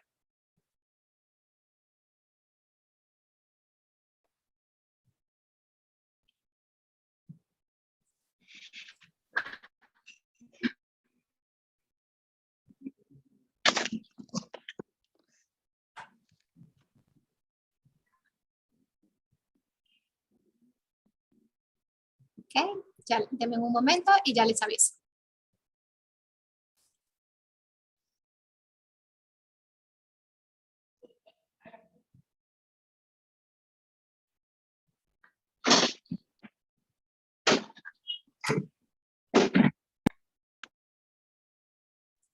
Listo, con eso tenemos. Nuevamente muchísimas gracias y esperamos verlo entonces en el día de mañana.